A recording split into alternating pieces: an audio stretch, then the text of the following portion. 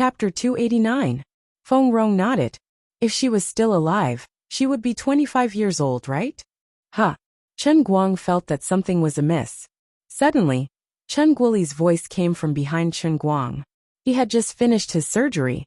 It sounded a little low. He patted Chen Guang's back. Your mom didn't spout nonsense. It's all my fault for not being able to do anything back then. What's going on?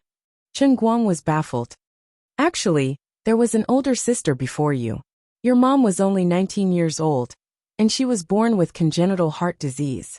Our family was poor, and there was no medical care. She died in less than 3 months. It's been so many years, and we can't do anything about it. In the past, everyone was poor, and the medical care was far from what it is now. It's not just your sister. Many families on the street lost their children just like that. Even if we can't figure it out, we have to. We didn't mention it all these years, because we didn't want to feel sad. Chen Guoli said slowly. On the other side, Feng Rong nodded with an indescribable loneliness on her face. Chen Guoli quickly went forward to comfort her. It's been so long. You just had an operation. Don't let it affect your emotions. Feng Rong nodded. I know. I just couldn't hold it in.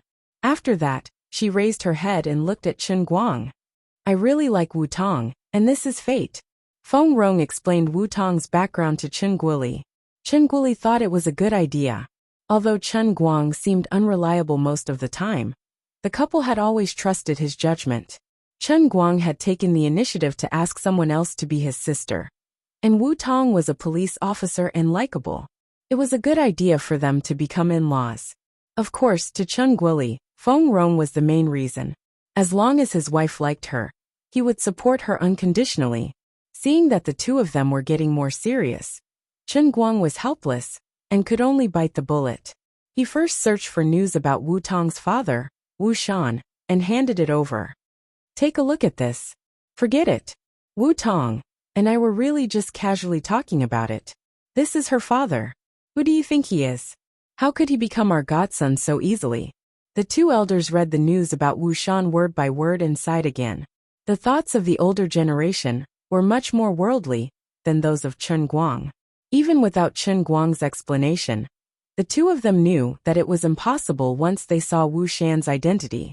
It didn't matter what the youngster said in private, but if it involved the adults, with the other party's status, he really couldn't get close to them. What a pity. Feng Rong sighed. Chen Guoli also said, yeah, what a pity. Chen Guang couldn't bear to see the two of them moaning and groaning. He got up and found a random reason to go outside to talk to Wu Tong. He thought that although his parents understood Wu Tong's family background and knew that it was impossible for them to become in-laws, Wu Tong still had to explain herself if he wanted them to stop feeling regretful over this kind of thing. Back then, she had said the joke in front of his mother, and even made his mother fall in love with him because of his biological sister, who had passed away, which he didn't know about. He couldn't just ignore it. Up until now, Chen Guang really thought that it was purely a chance encounter. Perhaps Wu Tong really felt apologetic about what happened that day. So when she saw him, she made such a prompt decision to ease their relationship. But the more Wu Tong showed that she cared about Chen Guang, the more uncomfortable Chen Guang felt. The root of the matter was because of Liuli's god-level hypnosis.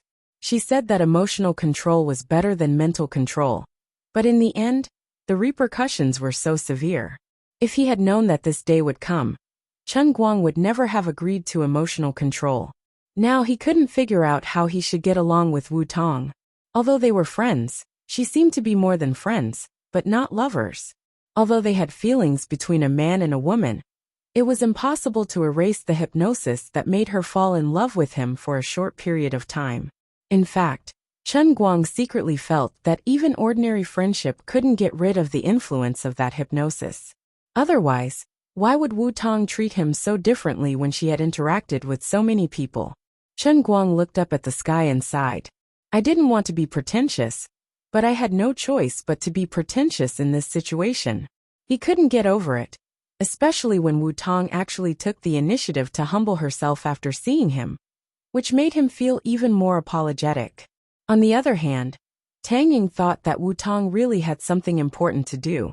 So she hurriedly finished her work and returned to the dormitory. From the beginning, Wu Tong came for Chen Guang.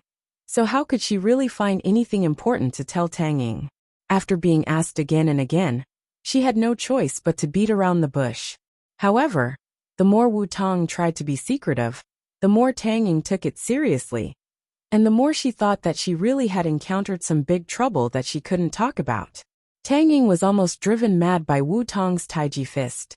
Finally she flipped out. "I say, what are you doing? I thought you had something important, but you didn't say anything? Are you trying to suffocate me to death?" Wu Tong's head was full of bumps from Tang Ying's interrogation. She regretted it so much that her intestines turned green. If she had known earlier, she wouldn't have barged into the ward. She should have sat in her office and waited for Chen Guang to walk into the trap. Seeing her bashful look, Tang Ying said anxiously, "What is it? Just say it. It's definitely not about watching a movie or something like that. Don't try to fool me. You can't be pretending to look for me. But you're actually looking for Chen Guang, right?" As soon as the words came out of her mouth, something flashed across Tang Ying's mind. She pretended to be enlightened. "Oh yeah, didn't you ask me on the phone the other day if the patient's name was Feng Rong? You should have known about it long ago. Why do you look like you don't know about it at all today? What's going on?" Wu Tong didn't expect Tang Ying to be so quick-witted and expose her in an instant. How could she admit that she had a conflict with Chen Guang in front of her best friend, and that she was here to admit defeat? She stubbornly said, "What nonsense are you talking about? It's really a coincidence. I know that Chen Guang's mother's name is Feng Rong. I bumped into him by chance when I came to your place last time. He said that he brought his mother to the hospital for a minor illness. I just said it subconsciously that day. Who would have thought that I would actually guess it correctly? Fine, fine, fine. You can say whatever you want. I can't be bothered to argue with you. I'm not as free as a third-generation heir like you. You can do whatever you want. I'm going back to work." At this point, Wu Tong still refused to admit it. She only said it was a coincidence. Tang Ying had no choice but to roll his eyes and leave. Hearing the door open, Chen Guang, who was eavesdropping on the conversation outside the dormitory, dodged and hid in the corridor next to him. With his back against the wall, Chen Guang was at a loss. Tang Ying couldn't figure it out, but Chen Guang immediately understood. Wu Tong had come to look for him on purpose today. The so-called coincidence was just her doing it on purpose. She just wanted to create an opportunity for herself to appear in front of him. Why did you do this? Anyway, he would agree to it today and contact her less in the future. Slowly their relationship would fade, wouldn't it? Suddenly, when he said that he recognized her as his sister, his heart inexplicably palpitated. An extremely strong sense of crisis suddenly appeared, but it flashed and then disappeared without a trace. When he came back to his senses, Chen Guang actually felt that his back was drenched in sweat at that moment. What the hell is going on? Chen Guang, who had never had such an experience, couldn't help but wonder if he was sick. The terrifying feeling of falling into a great crisis came without warning. It was extremely sudden, and the key point was that he didn't even know what the situation was. Do I have a mental illness? Intermittent mental disorder? Chen Guang was extremely puzzled. Chen Guang, what's wrong with you? Are you not feeling well? Wu Tong was also startled by Chen Guang's sudden change in complexion. She went over and placed her hand on Chen Guang's forehead to see if he had a fever. Chen Guang shook his head. I'm fine. I'm a little not used to your polite manner, haha." He laughed it off and managed to fool her. Wu Tong's mood completely turned from gloomy to sunny. And it's good that you're fine. I've finally talked things through with you. I'm also free from worries. All of a sudden, I feel a lot more relaxed. Actually, I'm not used to speaking so politely with you. Ha ha ha ha. She said proudly as she patted Chen Guang's shoulder. Right, I still have a while before I go on patrol. I didn't see your dad just now. Let's go back and sit for a while. Wu Tong said again as she pulled Chen Guang back. After a few steps, she stopped, turned around and asked tentatively. Right, there's really nothing between you and Sun Xiaoxuan, right? Chen Guang had a headache. Nothing at the moment, but I can't say for sure in the future. Sun Xiaoxuan is a good person and I quite like her. Wu Tong's expression changed slightly, but she quickly controlled her mood. She put her hand on Chen Guang's shoulder and put her arm around his back. You're still young, and you're not mature enough in terms of feelings. Don't casually make a decision to harm other girls. You have to be responsible for yourself, and also for others. This kind of thing, as your older sister, I have to help you check. She said righteously, but in her heart, she had already cursed herself like a pig. Wu Tong, what the hell are you thinking in your head? Chen Guang really wanted to tell her directly that her older sister's so-called checking should be replaced with stealing, right? But in the end he didn't say it, because he knew that Wu Tong wouldn't admit it. Right, how did you practice your acting skills? I was completely fooled by you before, and I thought it was a coincidence that you came to find me. In order to prevent her from being too arrogant, Chen Guang decisively decided to expose her scars first. Unexpectedly, he underestimated Wu Tong's shamelessness. As long as he talked it out with him and returned to his normal state, Wu Tong would not be caught by his little tricks. Instead of feeling ashamed, he proudly raised his eyebrows and said, "If you study criminal psychology properly, I guarantee that you will be able to learn what I just did without a teacher." Is that so? Chen Guang thought of his disastrous acting skills again, and he was a little shocked. The two returned to the ward, and Wu Tong met with Chen Guoli again. Although Feng Rong had fallen asleep, Chen Guoli was more talkative than Chen Guang. The two chatted as if they regretted not meeting each other earlier, which made Chen Guang's eyelids twitch in fright. When Wu Tong finally left, Chen Guoli's thoughts were exactly the same as Feng Rong's, who was sleeping. Alas, it's really a pity. She's older than you by 5 years, or else it would be nice to marry her. Chen Guang rolled his eyes. If I remember correctly, Dad, you know that I'm Jiang Ye's mistress, right? That day when Sun Xiaoxuan came, you also thought it was good. Today Wu Tong came, and you can't make her your goddaughter, but you want her to become your daughter-in-law? You should consider your son's physical condition. Right, I have a prescription here. It's the super powerful tonic soup I mentioned last time. You take a look first, and when your mother's body is more stable, I plan to cook it for you. No wonder you're not worried. You're prepared for it. On the other side, Wu Tong happily drove out of the hospital parking lot. Although she still felt that Chen Guang was a little worried, it didn't matter. Wu Tong firmly believed that the guy was not a stingy person, and it would be fine as long as she told him everything. That's right, you can't blame it all on me. You hid such a big thing in your family from me, humph. Chen Guang stayed in the hospital for about half an hour, and he planned to drive back to school. Tomorrow was the official summer vacation for the environmental science class, and the nouveau riche's treating had to be tonight.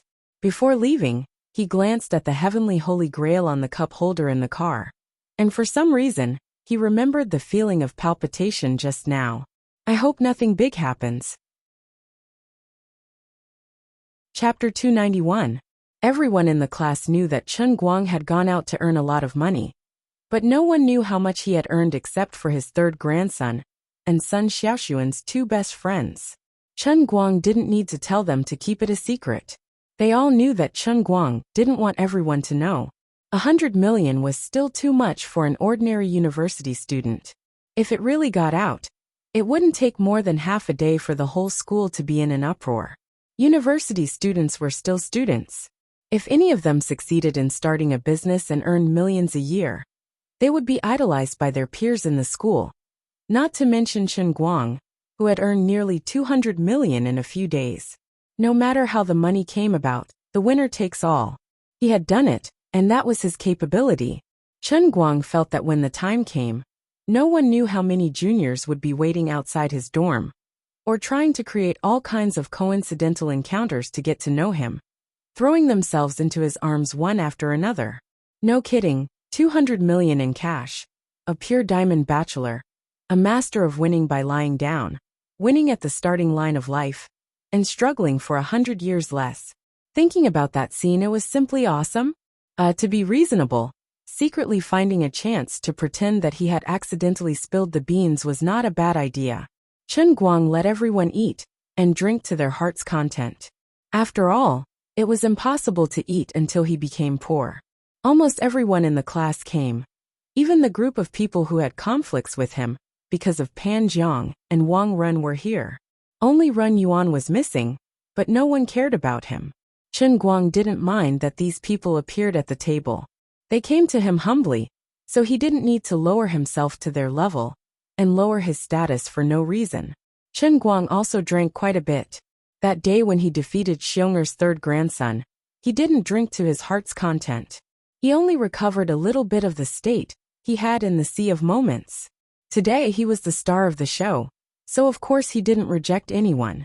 After 3 rounds of drinking, Chen Guang was getting a little tipsy. He remembered that he needed to top up his phone. Coincidentally, the food stall was right next to Wenxing Town's largest business hall. Hence, Chen Guang greeted everyone before he walked over with a shake of his head. Sun Xiaoxuan hurriedly caught up to him and asked what he was going to do. The rich old Master Guang waved his hand. The old man is going to top up his phone. All right, sit down. I'll help you recharge with PayPal. How much do you want to charge? Sun Xiaoxuan pulled him back to sit down again. Chen Guang did not even think about it. Help me top up, 1 million yuan. The 7 or 8 people sitting at the table were silent. Even Sun Xiaoxuan and Gaoya, who knew he was super rich, looked at him as if he was an idiot, let alone the others. Idiot, even if you're drunk you shouldn't act like this, right? The people at the next table, who didn't know each other, started to complain first.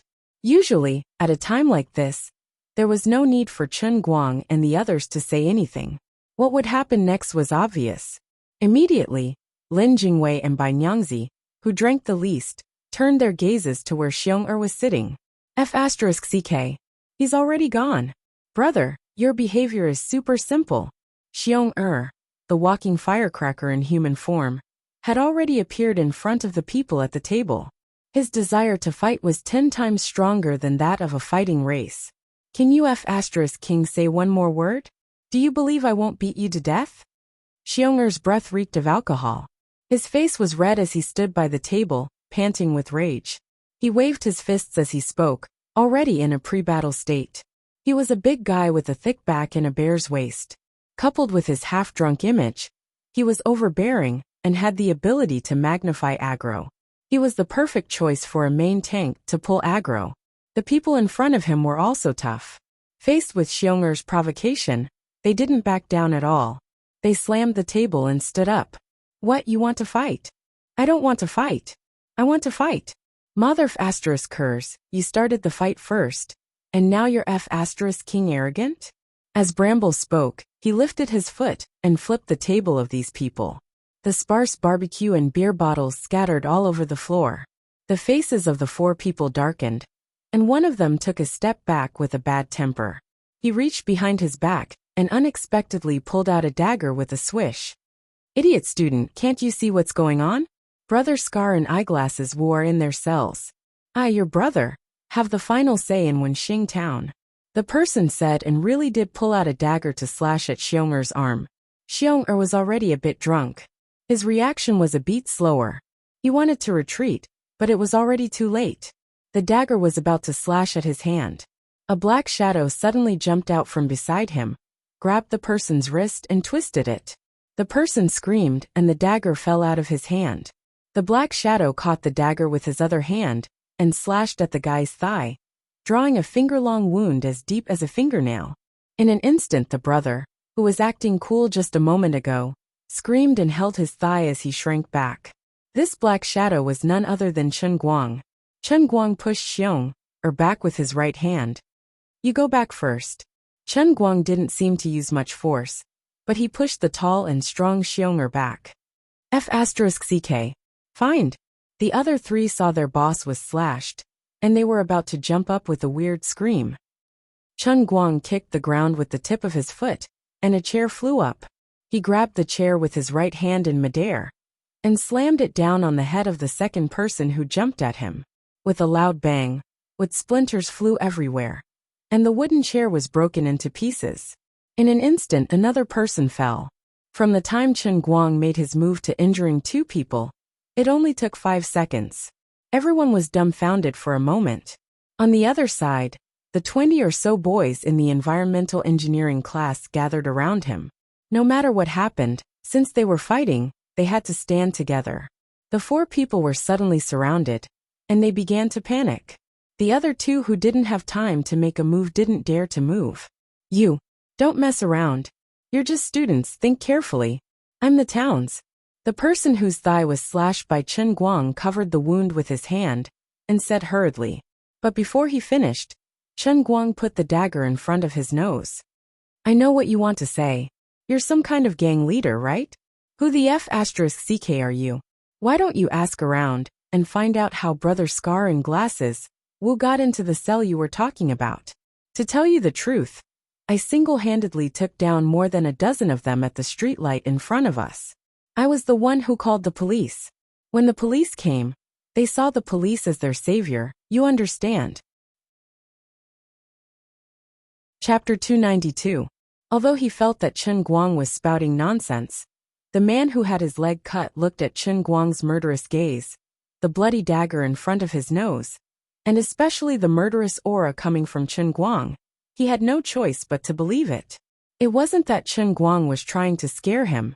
Just as he said, when he first boarded the ship in the Sea of Transient, he was just a servant. If he dared to hide at the back when fighting, he would get his neck chopped off by his own people first. At first he was also afraid. If he didn't drink some wine to boost his courage, how would he be able to charge forward? Before boarding the ship, he would drink from time to time, and then rush forward with his machete. Relying on his ability to revive, he risked his life. Otherwise, how could he have become the second officer of the Annie in just half a year? Today he drank some wine and got a little tipsy. The other party actually pulled out a knife without saying a word. If it wasn't for his swift actions, Xiong would probably be lying on the ground bleeding. How could Chen Guang not be angry? It was true that Xiong flipped the table first. But if it wasn't for their rude words earlier, why would Xiong go over? Of course, the so-called right or wrong wasn't important. In the pugilistic world, the most outstanding thing was to help one's kin, and not reason. Therefore, Chen Guang didn't hesitate to make a move. At this moment, he had a weapon in his hand, and he saw blood.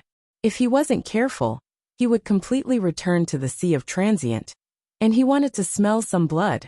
With Chen Guang pointing a knife at his nose, this brother completely panicked. He was really afraid that Chen Guang would rush to his head and thrust the knife forward. Wouldn't that stab through his nose and into his brain? Bro, I was wrong. Chen Guang looked at him expressionlessly. Wrong? I don't think you did anything wrong. After all, I hurt you quite badly. How many people do you plan to find for revenge? Sun Xiaoxuan wanted to pull Chen Guang from behind, but because Chen Guang's dagger was too close to Chen Guang, Sun Xiaoxuan was afraid that he would accidentally push Chen Guang's hand forward. So he didn't dare to exert force. Brother, don't be rash. I won't take revenge. He really didn't want to take revenge. I've been injured many times worse than this. Now that I know you've defeated Brother Scar and Eyeglasses Wu, how could I not be happy with you? By the way, I bought this saber for more than 800 yuan. I also have a scabbard here. The workmanship is quite exquisite. Take it as a greeting gift. Let's just forget about this. What if the situation is not good? A decisive coward. No explanation. Once you're scared, don't even think about trying to save face and suffer. I'm a coward to the end. If you don't like it, then come and hit me. As long as they didn't beat him to death.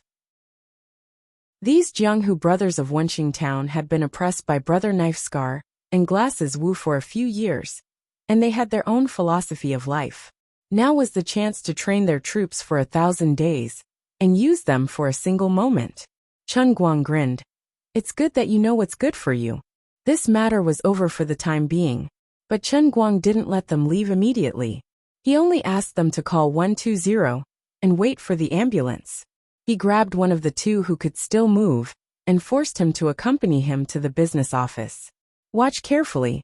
Watch how I top up my phone. I said 1 million, so it's 1 million. This time, Sun Xiaoxuan couldn't stop them.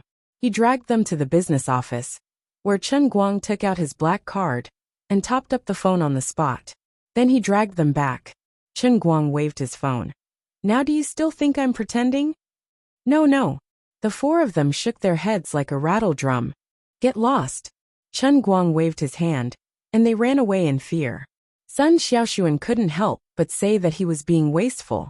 By now, Chen Guang had sobered up quite a bit from the alcohol, so he explained to Sun Xiaoxuan, "Sigh, it's hard for me to explain in a few words. My phone bill is tens of thousands a month. Maybe my 1 million will be gone in less than a year. How is that possible? You have to follow the basic rules, even if you want to burn your phone bill." Everyone exclaimed. Chen Guang sighed again. "Sigh, it's really hard to explain in a few words. Can I tell you that in the time we took to brag over a meal, a certain someone hiding in the cup at the dinner table had already finished talking about an entire episode of a TV series? That's right. About half an hour ago. Perhaps Lioli was too engrossed in the TV series and accidentally leaked some audio, which made Chen Guang realize a tragic fact. Lioli, this woman, had actually started watching The Big Time halfway through learning about business. Hey, although that was a classic business war film, doing business in real life was different from doing business in the TV series. Moreover, even if The Big Time really had some business methods, that was a TV series that was released in 1992, alright? 24 years had passed since then, alright? The price of pork had increased by 6 times, alright? Could the business methods of the past still be used now? Chen Guang wouldn't explain it to the others, so they didn't insist on asking him. But after this incident, although the others in the class still didn't know how much money he had, just from the fact that he had recharged 1 million a month, they knew that he had really struck it rich. Quite a few girls in the class looked at Chen Guang in a different light. He was definitely a mobile human ATM. One really couldn't blame the girls for being tacky. Chen Guang's popularity in the class wasn't low to begin with. Although everyone could tell that Sun Xiaoxuan had feelings for him, the two of them weren't really a couple after all.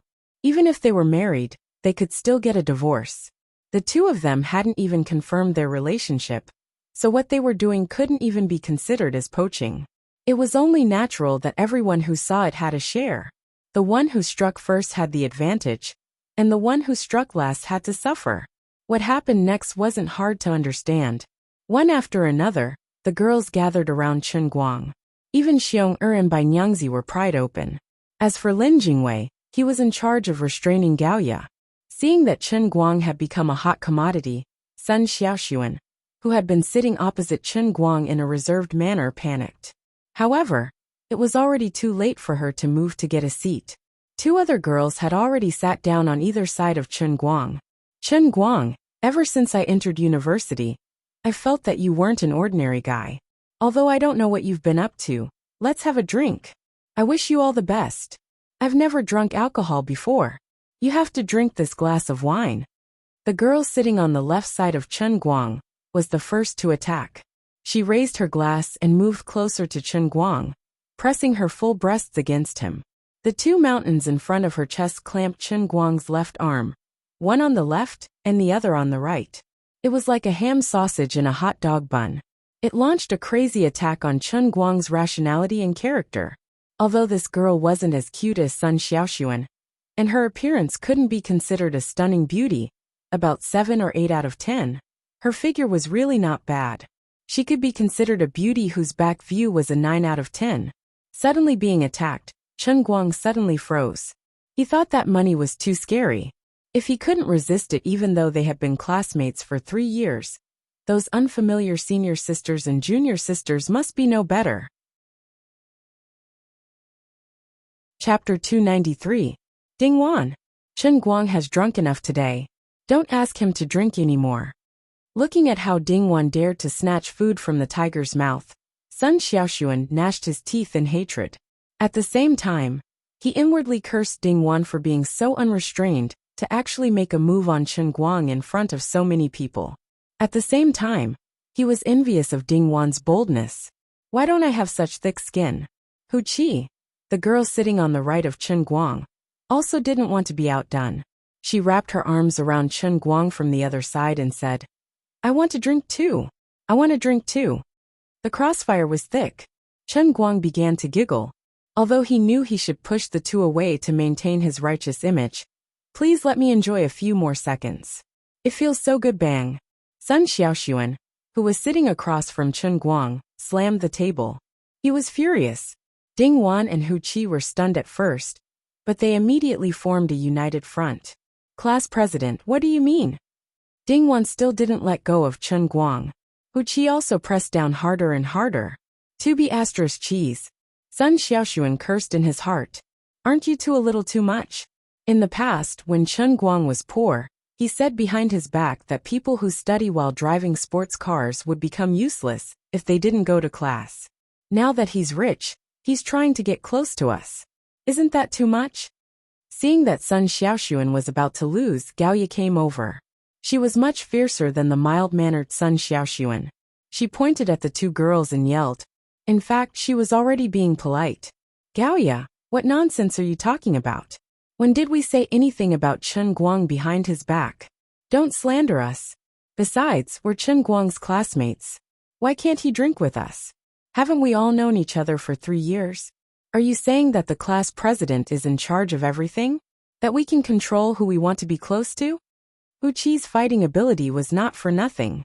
Unlike Sun Xiaoxuan's elegance, she had changed at least 4 or 5 boyfriends during her 3 years in university. She was very familiar with this kind of jealousy tactic. Ding Wan and Hu Qi were about the same. Neither of them were easy to deal with. If they weren't experienced, they wouldn't have the guts to put their ideas into action. Ding Wan rolled her eyes. That's right. Hu Qi is right. You think you're so great just because you're the class monitor? Gaoye, forget it. Stop it. Sun Xiaoxuan pulled Gaoye back. He didn't want her to continue talking in front of others. Bah! Don't try to use your status as the class leader to embarrass me. This was not a scholarship, nor was it an outstanding student selection. You can't just give in to everything. If you talk nonsense again, I'll tear your mouths apart. Gaoye did not want to be outdone. Sun Xiaoxuan was so anxious that his face turned red, but he could not stop her. The development of the situation was really unexpected. Chen Guang didn't even have time to react before it became like this. He could only blame the girls for being too strong. In just 10 seconds they had come up with so many tricks. He still hadn't come back to his senses. Truth be told, Chen Guang didn't have any intentions of doing anything with the girls in his class. At this moment, he just drank a little too much, and the benefits that came to him came too suddenly, causing him to lose his composure. Sun Xiaoxuan, who was sitting across from him, slammed the table. It looked like he was getting mad at the two girls, but in fact, he was trying to scare away Chen Guang's drunkenness. His drunkenness had subsided, and his mind was sober. How could he not know which was more important? All right. Stop talking. It's fate that we're classmates. Let's not get into a fight over such a small matter. I drank a little too much today, and my brain short-circuited. I went too far with my jokes. Too far. Chen Guang hurriedly struggled out of Ding Wan and Hu Qi's attacks, and then stood next to Sun Xiaoxuan. He didn't know how to deal with the situation, so he could only smile apologetically at Ding Wan and Hu Qi. We're classmates, but we can't make jokes like this again. Otherwise, if your boyfriends find out, I'll be in serious trouble. He just said it casually to help himself out. He didn't expect that Ding Wan and Hu Qi's expressions would change, and they looked a little embarrassed. Oh my god, you two really have boyfriends. Do your boyfriends know that you two are so cool? Do you think I'll be hacked to death by you guys? I can't take the blame for this. It's just a joke, Don't think that I'm really interested in you. Ding Wan quickly waved her hands to disassociate herself, and Hu Qi quickly laughed. After being pointed out by Chen Guang, the others roughly understood what he meant. Especially when Chen Guang sat next to Sun Xiaoxuan. His attitude was even more obvious. Seeing this, the others could only secretly regret missing the opportunity. Of course, just based on looks, temperament and personality, no girl in the class could really challenge Sun Xiaoxuan. Sun Xiaoxuan was happy, but he didn't say it out loud. Gaoye took the opportunity to pull Sun Xiaoxuan aside. You see, he's actually still on your side. Why don't you strike while the iron is hot, and talk things out with him? That way, There won't be so many vixens who keep thinking about him.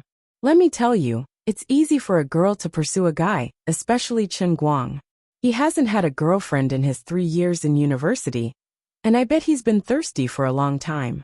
If there really is a vixen who doesn't play by the rules, and only wants to get on first, you'll regret it in the future. Sun Xiaoxuan looked at Chen Guang, who didn't dare to drink anymore, and only ate his barbecue. He hesitated and said, I'm a little scared. What are you scared of? Gaoya had an attitude that said, if you can do it, then do it. If you don't, then you're not a good girl. Although Sun Xiaoxuan was a little tempted, she still said timidly, I'm afraid he'll have scruples and won't say yes. Gaoya pushed her, don't joke around. I don't believe a normal man would say no to you. Go. Ding Wan and Hu Qi, both of whom have boyfriends, are still pestering him. Why are you scared? Sun Xiaoxuan shook her head slightly. I'm different from them. Different? What's different? Gaoya frowned. She didn't quite understand what Sun Xiaoxuan meant. After thinking about it for a while, she suddenly understood. Don't tell me you're still a virgin? Oh my god. Sun Xiaoxuan blushed. What's so surprising about that? Gaoya nodded. That's right. You've never been in a relationship. Sai, this is really troublesome. Men's minds were very strange. If a girl like Ding Wan, who kept changing boyfriends, went to hook up with him, he might happily eat her up, as if she was a dish delivered to his doorstep. But if the one who was sent to him was a virgin, he would have all kinds of misgivings in his heart. Let's not talk about those born bad guys. But Chen Guang is definitely not that kind of person. Sun Xiaoxuan nodded. That's what I'm afraid of. Oh, from your tone, you don't seem to be one anymore? Gaoya raised her eyebrows proudly. I just got promoted a few days ago. Lin Jingwei. Of course. Who else could it be? That's simple. Gaoya nodded. That's simple. Chapter 294. Did he promise to marry you? Sun Xiaoxuan couldn't help but envy Gaoya. Gaoya shook her head. I haven't thought about the future yet. I might not even be willing to marry him. All right, let's not think about it anymore. Today is a rare opportunity, and we'll have to go home soon. We'll have to wait for 2 months to see each other again. If you don't make things clear now, I'm guessing he'll get us a sister-in-law that we won't even know after the summer vacation. Gaoya continued. By the way, don't tell him about being a virgin yet. You can test his attitude first. If he really cares, I have a very ruthless way. What? Gaoya's face turned fierce, her eyes glinting. You ruined the cucumber first. Don't lie to him that you're not a virgin anymore. Wait until he's satisfied, then find a chance to make things clear. If you're afraid he'll be unhappy, keep him in the dark. To tell you the truth, I've never had that thing. When I was a kid, I rode a bicycle and lost it. I was afraid that Lin Jingwei wouldn't believe me, but it turns out he doesn't care at all. This, Sun Xiaoxuan gasped. Gaoya's plan was so cunning. Go. Be brave and pursue your happiness. Don't be afraid of failure. Failure is the mother of success. Think about how pitiful and persistent the boys who wrote you love letters were. Borrow some of their perseverance and courage for yourself. Gaoya pushed Sun Xiaoxuan, pushing her back again. Sun Xiaoxuan blushed and slowly moved towards Chen Guang. She was very concerned about what Gaoya had said. She was going back to Wuming City for the summer vacation, and wouldn't be by his side for as long as 2 months. She couldn't predict what would happen during those 2 months. She was afraid that he would be seduced by someone else. In the past, Sun Xiaoxuan wouldn't have been so worried. But recently, Chen Guang seemed to have a lot of luck with women. Not to mention his nemesis Wenwen, teacher Zhua, the lady who accompanied him to Xiangjiang, and the beautiful officer Wu who acted strangely at the hotel that night. No matter who it was, they were all terrible potential competitors. Finally, Sun Xiaoxuan stood behind Chen Guang. Lin Jingwei, who was chatting with Chen Guang, was the first to notice Sun Xiaoxuan's ghost-like figure. He turned around to see Sun Xiaoxuan's flushed face under the night light, then looked at Yu Ya, who was winking at him from afar. Lin Jingwei poked Chen Guang's waist, signaling him to turn around. Chen Guang sat on the stool and turned his head. He still didn't know that something good was about to happen. He only tore off a large piece of roasted and fragrant pork tenderloin from the barbecue skewer, and said with a smile, "Class monitor, son. Why aren't you coming over to eat something? The vegetarian dishes that you girls love to eat are almost all gone. Chen Guang, you come here for a moment." Sun Xiaoxuan's voice was as low as a mosquito's. She used her fingers to pinch the shoulder of Chen Guang's t-shirt and pulled him up. "Strange," Chen Guang muttered in his heart. He picked up his cup and followed Sun Xiaoxuan to a corner of the food stall. He drank tea as he walked. The barbecue tasted a little salty today, and his mouth was dry. Looking at Sun Xiaoxuan's back as she carefully walked in front of him, it seemed that she was so nervous that her legs were trembling. Chen Guang couldn't help but think, what on earth does she want? He pondered in his heart, is she going to confess to me directly? This doesn't feel right. It's not that I'm not mentally prepared. But shouldn't we guys take the initiative to talk to girls about this kind of thing? Class monitor, son, you're undoubtedly the prettiest girl in our class, and the undisputed #1 beauty in our academy. How could the old man? Damn, this sentence sounds familiar. I don't know where I've heard it so many times. Forget it. If she really has this intention as a man, I can't let a woman suffer too much. Why don't I just say it first? Just as Chen Guang was letting his imagination run wild, an emotionless mechanical and electronic voice suddenly rang out in his head. It sounded like Liuli. It was just like the mission description of the heavenly holy grail that he heard in the racing god training field, which had shrunk the most. It was enunciated word by word, like the voice of a Google girl, but it was spoken clearly. This voice came so abruptly. Although it wasn't loud, the content was deafening. In just a moment he broke out in a cold sweat. He wasn't prepared at all, and there were no signs in advance. No, maybe that throbbing feeling in the hospital in the afternoon could be considered a sign. The punishment realm had arrived. Countdown to the activation of the punishment realm. 10, 9, 8, F***CK. She's even playing a countdown. Is she forcing a sense of urgency? Chen Guang looked down at the cup in his hand and secretly clenched his teeth. Damn it. Come on. I'm not afraid of you.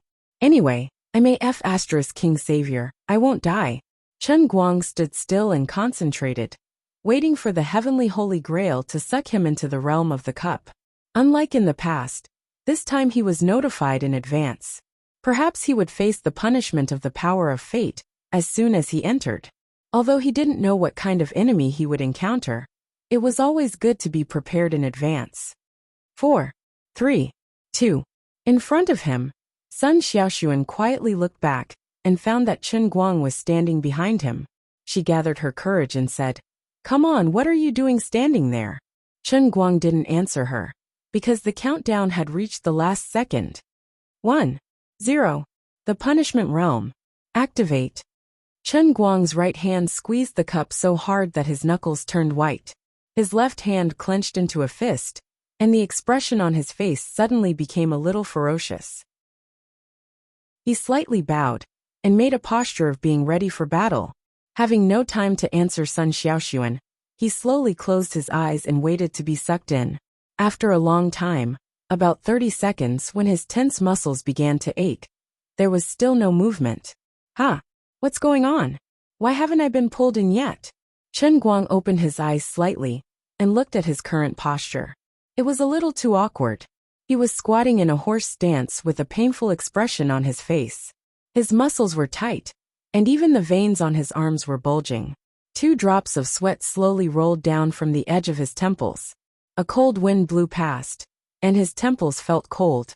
That wasn't all. With his strange posture and ferocious expression, many people focused their attention on him. Sun Xiaoxuan walked back in a panic. Chen Guang, what's wrong? Is there anything wrong with your stomach? Wait, this is an illusion, right?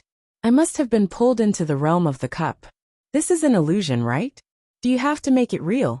I'm used to seeing mosaic scenery, and you actually made an illusion that is more real than a holographic projection. The investment is too big. No wonder it's the punishment realm, derived from the realm of fate. That's how awesome it is. Look at Sun Xiaoxuan in front of me. Her expression is so vivid, and her skin is so delicate. Compared to the previous realm of the cup, This is simply a work of conscience. It's too real. Even the worried look in her eyes is so real. 666666. I really can't let my guard down. Chen Guang decided to continue tensing his nerves and muscles, ready to explode at any time. This Sun Xiaoxuan in front of me is definitely the first enemy I have to face. Humph, you want to use my care for her to deceive me? Then with a whoosh, he would transform into a monster and swallow me? Dream on. I'm a veteran, okay? Chapter 295. If you're not feeling well, go back and sit down first. We'll pay the bill and go to the hospital right away. I'll hold the cup for you, Sun Xiaoxuan, who was standing in front of Chen Guang, spoke again. Ha, cup. Chen Guang slowly turned his head stiffly and looked at the cup in his hand. Then the question was, if I was dragged into the world within a cup, why is this F*** cup still in my hand? Cup within a cup? Double illusion. Don't be too awesome, okay?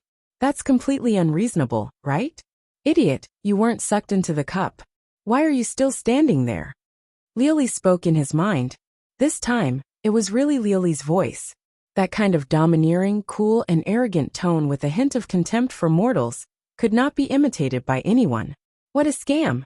I'm really still in the real world. King created such a domineering countdown of 10 seconds. But in the end, nothing happened. At this moment, Chen Guang felt like he was the person in charge of a space center. The whole country was watching the countdown of the satellite launch live on TV.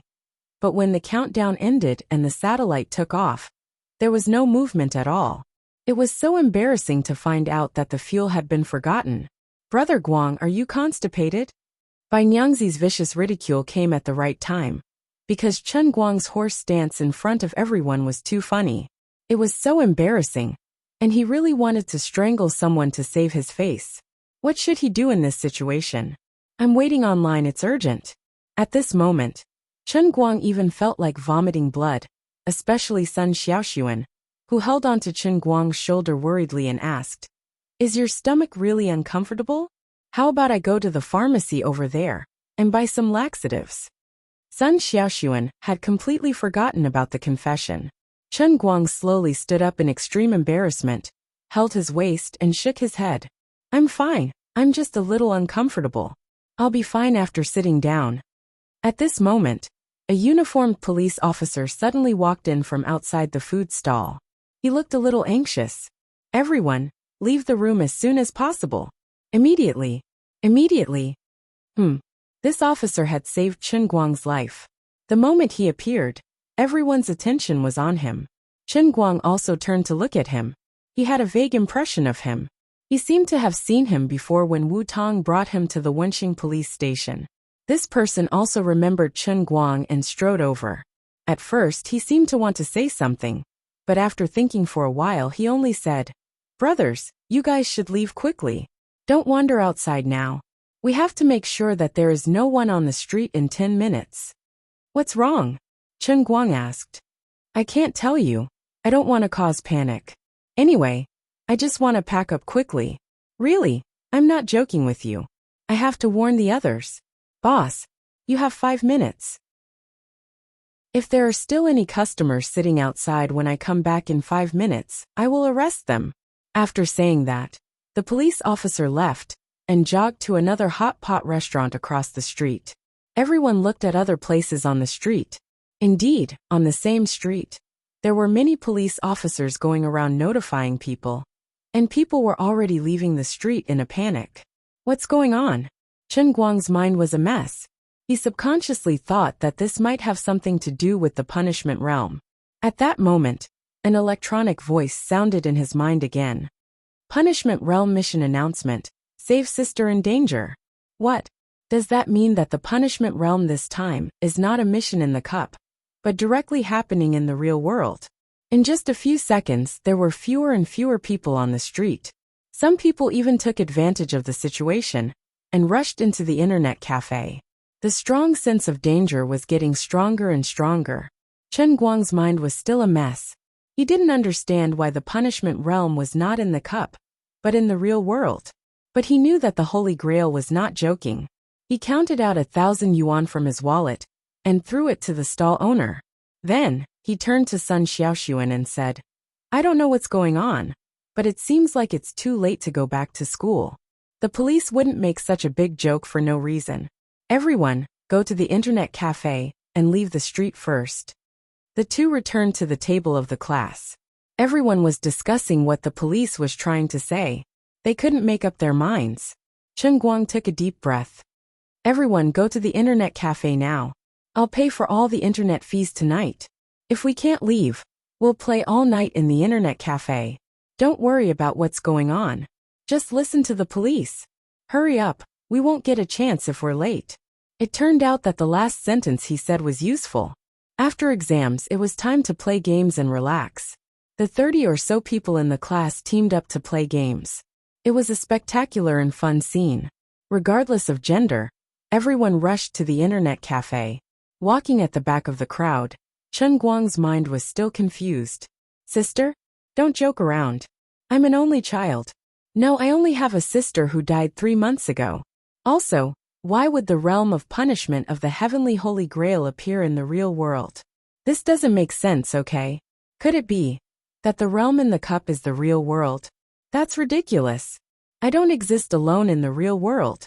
I'm standing on Earth. Earth is so big. There are so many people on Earth. It's fine if it's just Earth. Outside of Earth is the endless universe. There's no boundary between the two. Strictly speaking, Earth and any stardust in any corner of the universe are considered to exist in the same space. You're telling me this is your realm in the cup? The endless universe is your realm in the cup?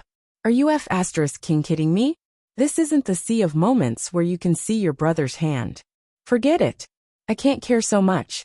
The most important thing now is to figure out what the realm of punishment is. As he walked up the stairs, Chen Guang went through the entire process of the realm of punishment appearing in his mind. First, the heavenly Holy Grail suddenly told him that the realm of punishment had been activated. However, he wasn't pulled into the realm in the cup. Instead, he was acting cute. Then, the police officer from the Wenxing town branch appeared. He only asked everyone to leave the streets as soon as possible. He didn't say what happened. Then, the heavenly Holy Grail immediately notified the mission target of the realm of punishment. It was as if the police officer's notification had triggered some condition. Damn it. What's the connection between the two? No, could it be that the heavenly Holy Grail's sister is Wu Tong? I'm not related to her by blood. I just acknowledged it verbally. She's in danger? What's this? The strongest person in history? I don't believe it. Something big must have happened outside.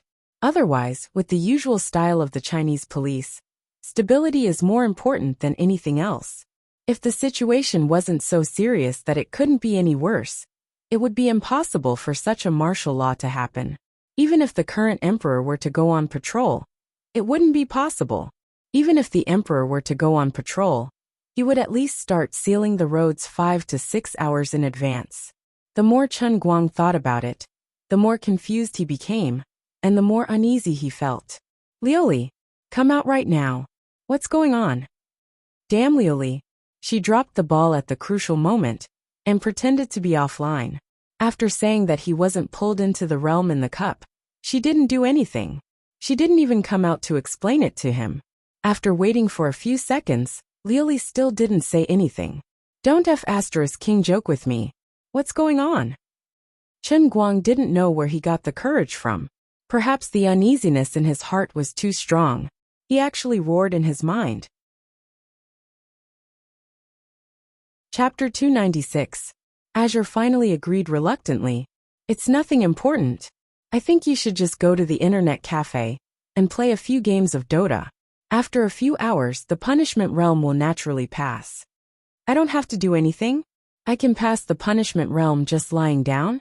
Chen Guang raised his eyebrows and said to Azure in his mind. Liuli continued. Strictly speaking, that's the case, and I hope so too. Actually, I didn't think that the life realm would be so big. Things are getting a little out of control. So I suggest you pretend that you don't know anything. There won't be any punishment for failing the mission? I won't die, Azure said with even more certainty. There won't be any punishment for you. Just play the game in peace and don't worry about this. After all, Even if you complete this mission, there doesn't seem to be any benefits. This Empress really doesn't suggest you get involved. The more casual Lu Li sounded, the less confident Chen Guang felt in his heart. He had already guessed that something would happen. Now that Azure said this, how could he agree with it? What's going on? Don't King play dumb with me. Azure disappeared. There was no movement. She had completely disappeared. Picking up the cup, Chen Guang wanted to throw it out, but he held back in the end. Forget it. This woman is unreliable.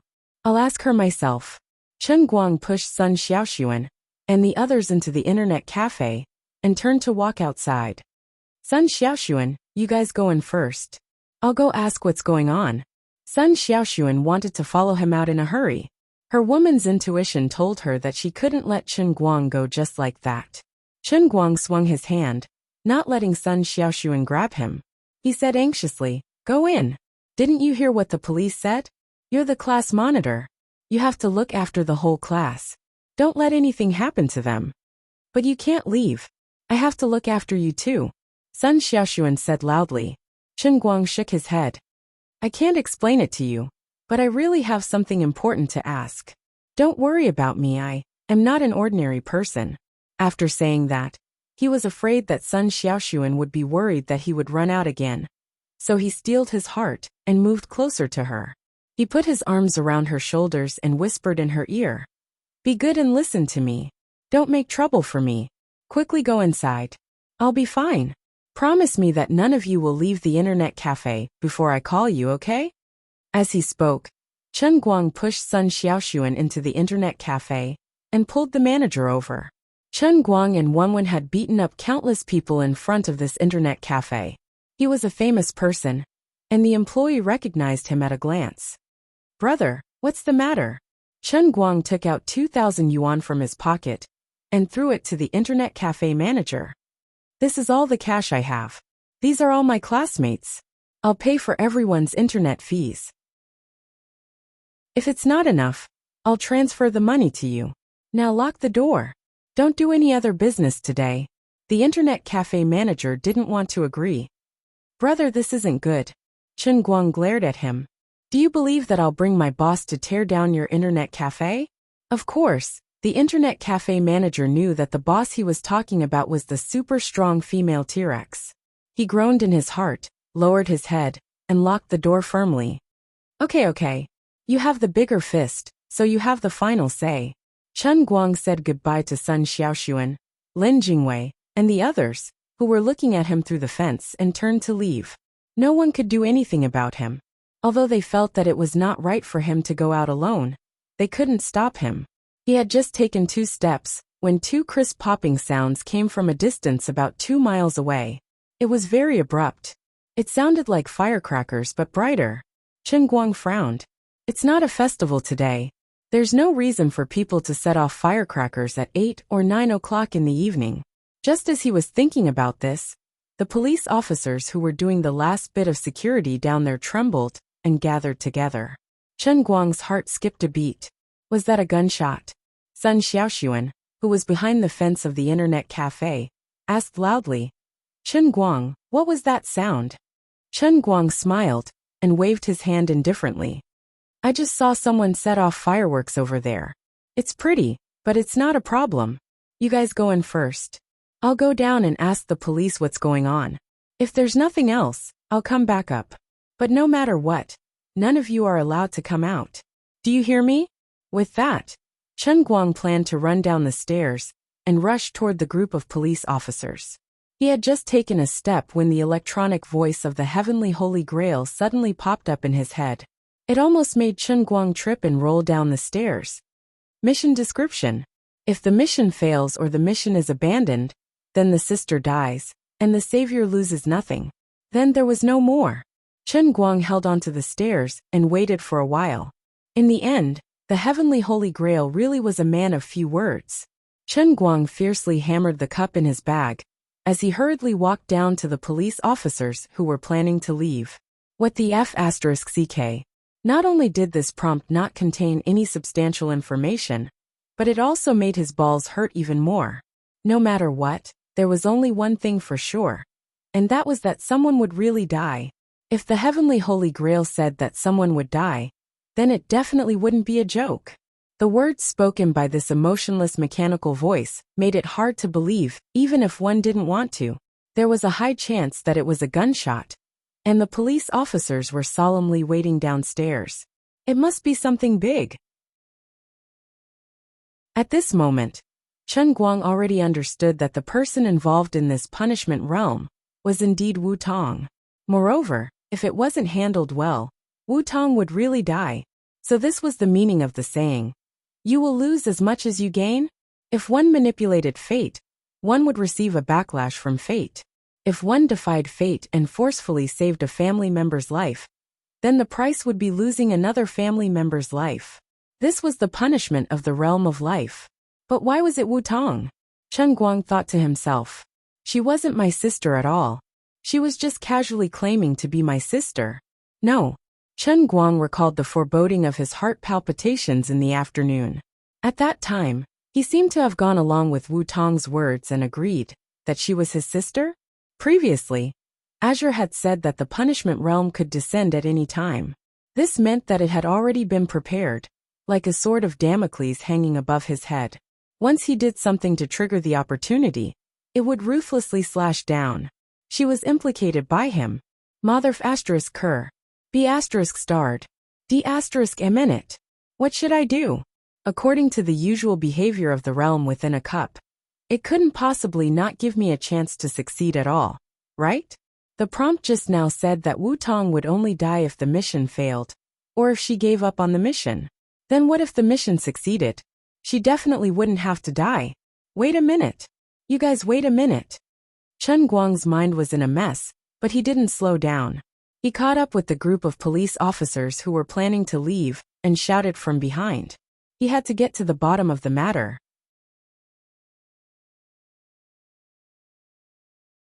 Chapter 297. Several police officers were suddenly stopped. They were a little unhappy at first. After all, their time was very tight. But when they looked back and found that it was Chen Guang, especially when three of them knew Chen Guang, things became easier.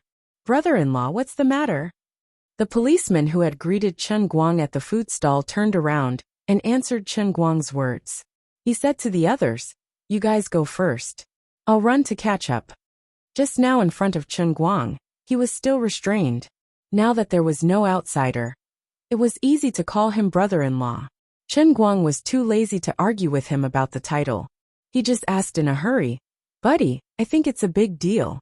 Can you tell me what happened?" As he spoke, Chen Guang pointed in the direction where he heard the sound of gunshots just now. The man's face changed at first. He hesitated and didn't want to say it. But in the end, the identity of Chen Guang's brother-in-law prevailed. He swallowed his saliva and said, "I'll tell you about it, brother-in-law. Please don't disclose it again. It's also because Captain Wu just rushed over there. Otherwise, I definitely wouldn't tell you. It's really troublesome."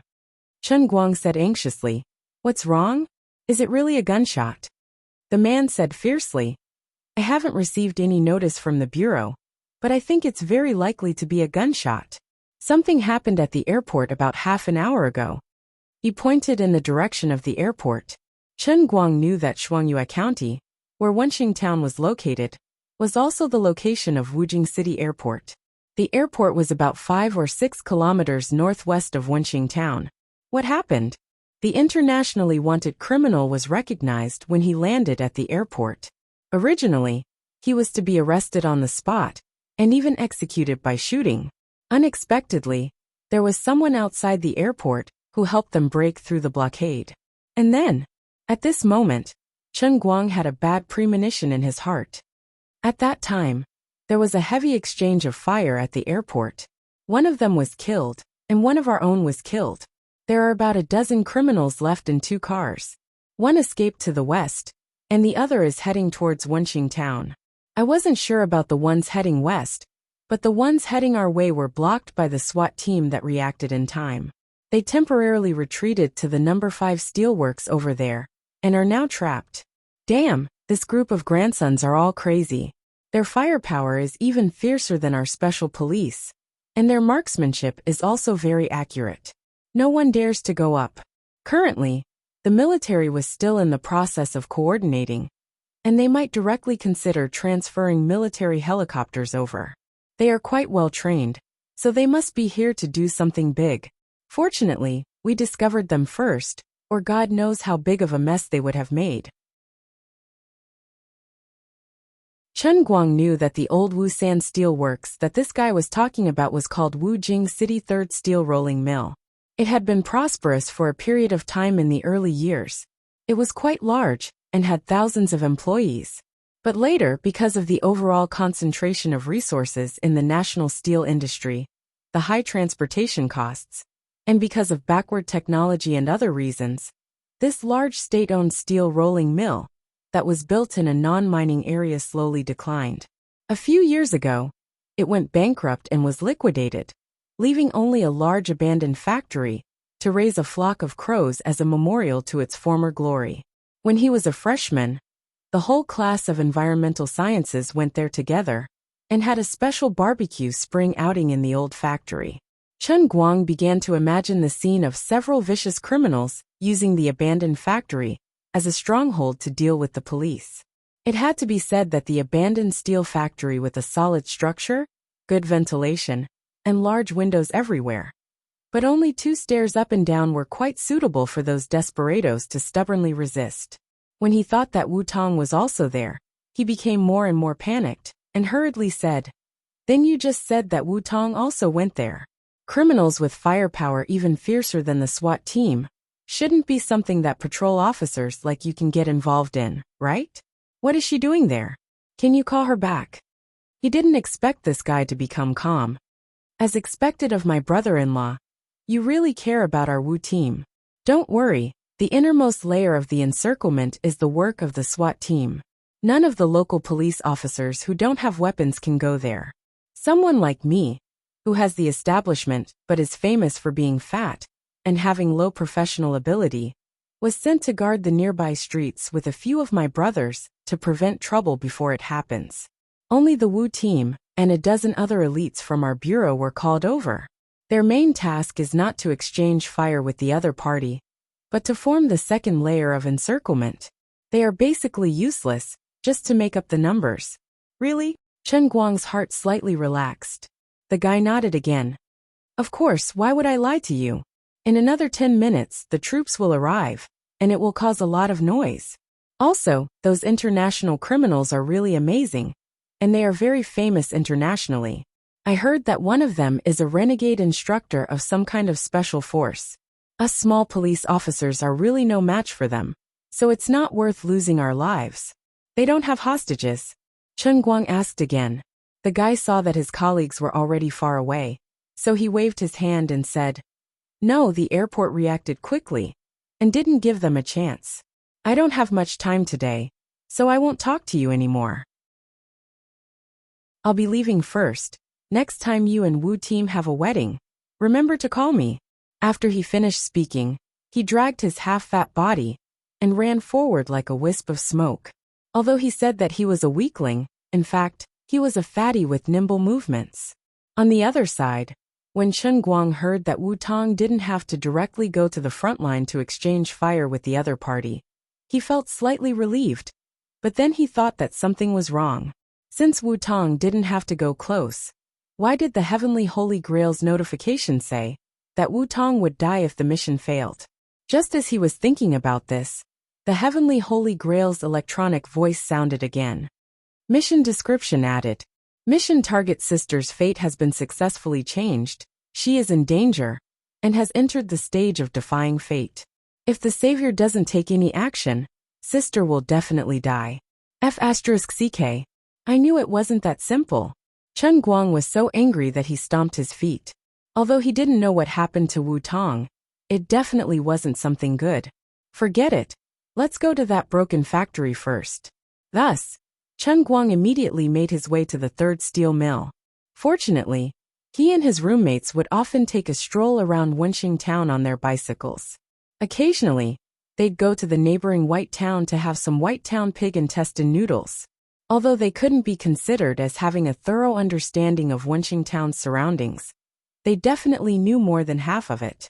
He plunged into the forest by the side of the road, knowing that there was a dirt road that led to the steel mill more than 2 miles away. Idiot! I suggest you don't go. Seeing that he had made up his mind, Liuli, who had been pretending to disappear, couldn't hold it in anymore. Chen Guang shook his head. How can I not go? The mission description said that if I don't go, she will definitely die. In other words, no matter what the power of fate does, how it punishes me, how it controls Wutong's fate, only I can save her. Right? Don't lie to me. Absolutely. You can't lie to me. Liuli was silent for a few seconds, which was rare, before she said faintly, That's true. Things started because of you. You plucked the string of fate, and saved your mother's life, so there must be a relative of yours in danger. Chapter 298. But she's not my biological sister, Chen Guang said in a low voice as he ran. Shrugging her shoulders in Chen Guang's heart, Liuli continued, Even if that's the case, the punishment realm wouldn't have looked for Wutong, and there's a higher chance for it to happen to your father. But coincidentally, she met your father today, and chatted with him for a long time, which caused them to be tainted by karma. Regardless of your family or yourself, everyone has acknowledged her as your sister. Even if she's just a god sister, and not a biological sister, she can't get away from this karma. In addition, I speculate that it might be because she's engaged in a high-risk business, so the Bell of Destiny looked for her to save some energy. All living beings in this world are controlled by fate. No matter what her original fate is, since she's targeted by the realm of destiny, her fate is to meet with an unexpected calamity today. Even if she doesn't die in the hands of that wanted criminal, she'll definitely die before midnight tonight. Maybe she gets electrocuted, maybe she gets in a car accident, or even the chandelier above her head falls while she's sleeping on the bed. Of course, I don't think she can survive this calamity. Chen Guang was furious. F*CK. How the F*CK can I save her? Isn't she destined to fail the mission from the beginning? Liuli sighed again. I really don't want to tell you. After all, the realm and cup is related to your real world. It's not in the heavenly Holy Grail. If something unexpected happens, I might not be able to protect you with my current strength. You should know that this is not the realm in the cup. You don't have an immortal body, and you don't have a chance to resurrect with full health. Chen Guang's breath stagnated and he stopped walking. No matter whether I'm in the real world or not, isn't it still considered the realm and cup? This is the realm and cup, but it's also your real world. The realm of destiny is different from the ordinary realm and cup. Your real world is even more different. When the two are entangled, it's already beyond my control. I can't protect you, and the heavenly Holy Grail can't protect you. That's why I'm determined not to let you go. Women, there are plenty of fish in the sea. It's fine if one dies, but where can't we find beautiful women? Really? You should go back and pretend that you don't know anything. Have a good sleep. After tomorrow, you will still be Chen Guang. You can continue to live your life. Just treat Wutong as someone who has never appeared in your life. Maybe you can even thank her for saving your father's life. Isn't that great? What kind of joke is this? How the hell am I supposed to do that? Chen Guang finally couldn't hold back and roared. He ran forward again. I was the one who implicated him in this mess. Now that he's going to die, you want me to stand by and watch? I'm the master of the heavenly Holy Grail. Just now I mentioned the fate reversal stage. Does that mean that I, the master of the Holy Grail, can forcefully reverse fate? Only I can save her, right? This time, Liuli finally stopped playing dumb. Indeed, the only one who can break the game is you. Karma moves because of you, and it can only be restored because of you. After the realm of fate and your real world fused together, the two powers intertwined. Your entire world is filled with the power of the realm of fate. No one can escape or go against it. Although this power isn't strong and can't even be sensed, the so-called fate only needs to borrow power. It's just like the theory of the butterfly effect in your world. However, as the master of the Holy Grail, you hold the heavenly Holy Grail. You're not in the 9 realms. With the power of the heavenly Holy Grail supporting you, you're completely different from others. I can borrow the power of fate in the realm of fate, but I can't reverse it. Only you, Chen Guang, can go against fate with your own power. You can reverse fate and save Wu Tong's life. This is also the punishment of the realm of fate. If you want to escape punishment, you can only defeat the power of fate that wants to take Wu Tong's life. You must do it. Listening to Liuli talk about the mysteries of the entire punishment realm, Chen Guang only felt endless shock. He raised his head to look at the vast starry sky, feeling that it was inconceivable. He stretched out his hand slightly, as if he could feel an invisible power on his fingertips. You can feel it, right? This is the power of the heavenly Holy Grail. When the punishment realm was activated, it had already enveloped your entire universe. In other places, it's so thin that it can be completely ignored. It's only slightly dense around you, so only you can reverse fate. But I really don't want you to go, because you might really die. If you die, everything will be over. After saying that, Liuli paused. I'm not joking with you, really. I will die. Chen Guang's running footsteps stopped again. He was only a mile away from the steel mill. He could faintly see the figures of the police patrolling in front of him. At this moment, these people seemed to be in a bit of a panic. They weren't in their normal state of waiting for a hare to come to them. Something really happened. But what should I do? Chen Guang lowered his head to look at his body. He had a sports bag with the heavenly Holy Grail inside. He touched his trouser pocket. That's right. There was also a sharp dagger that he snatched from that hooligan. Other than that, there was nothing else. Those heavily armed police and special forces couldn't do anything. Although he had rich experience in killing with cold weapons in the Sea of Transient, and could be considered a cold-blooded executioner, he hadn't even killed a chicken in the real world. He was just a bit more ruthless when fighting.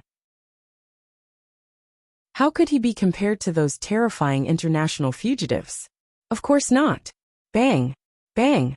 Gunshots rang out again, and there was another short exchange of gunfire.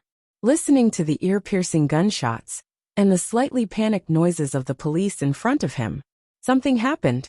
If I turn a blind eye and do nothing, she will definitely die. Those police and special forces in front of him, as well as the incoming special forces and armed helicopters, are all useless. No one can save her. Perhaps these fugitives will die without a burial place, but Wu Tong's life is destined to be lost. The only one who can save her is me.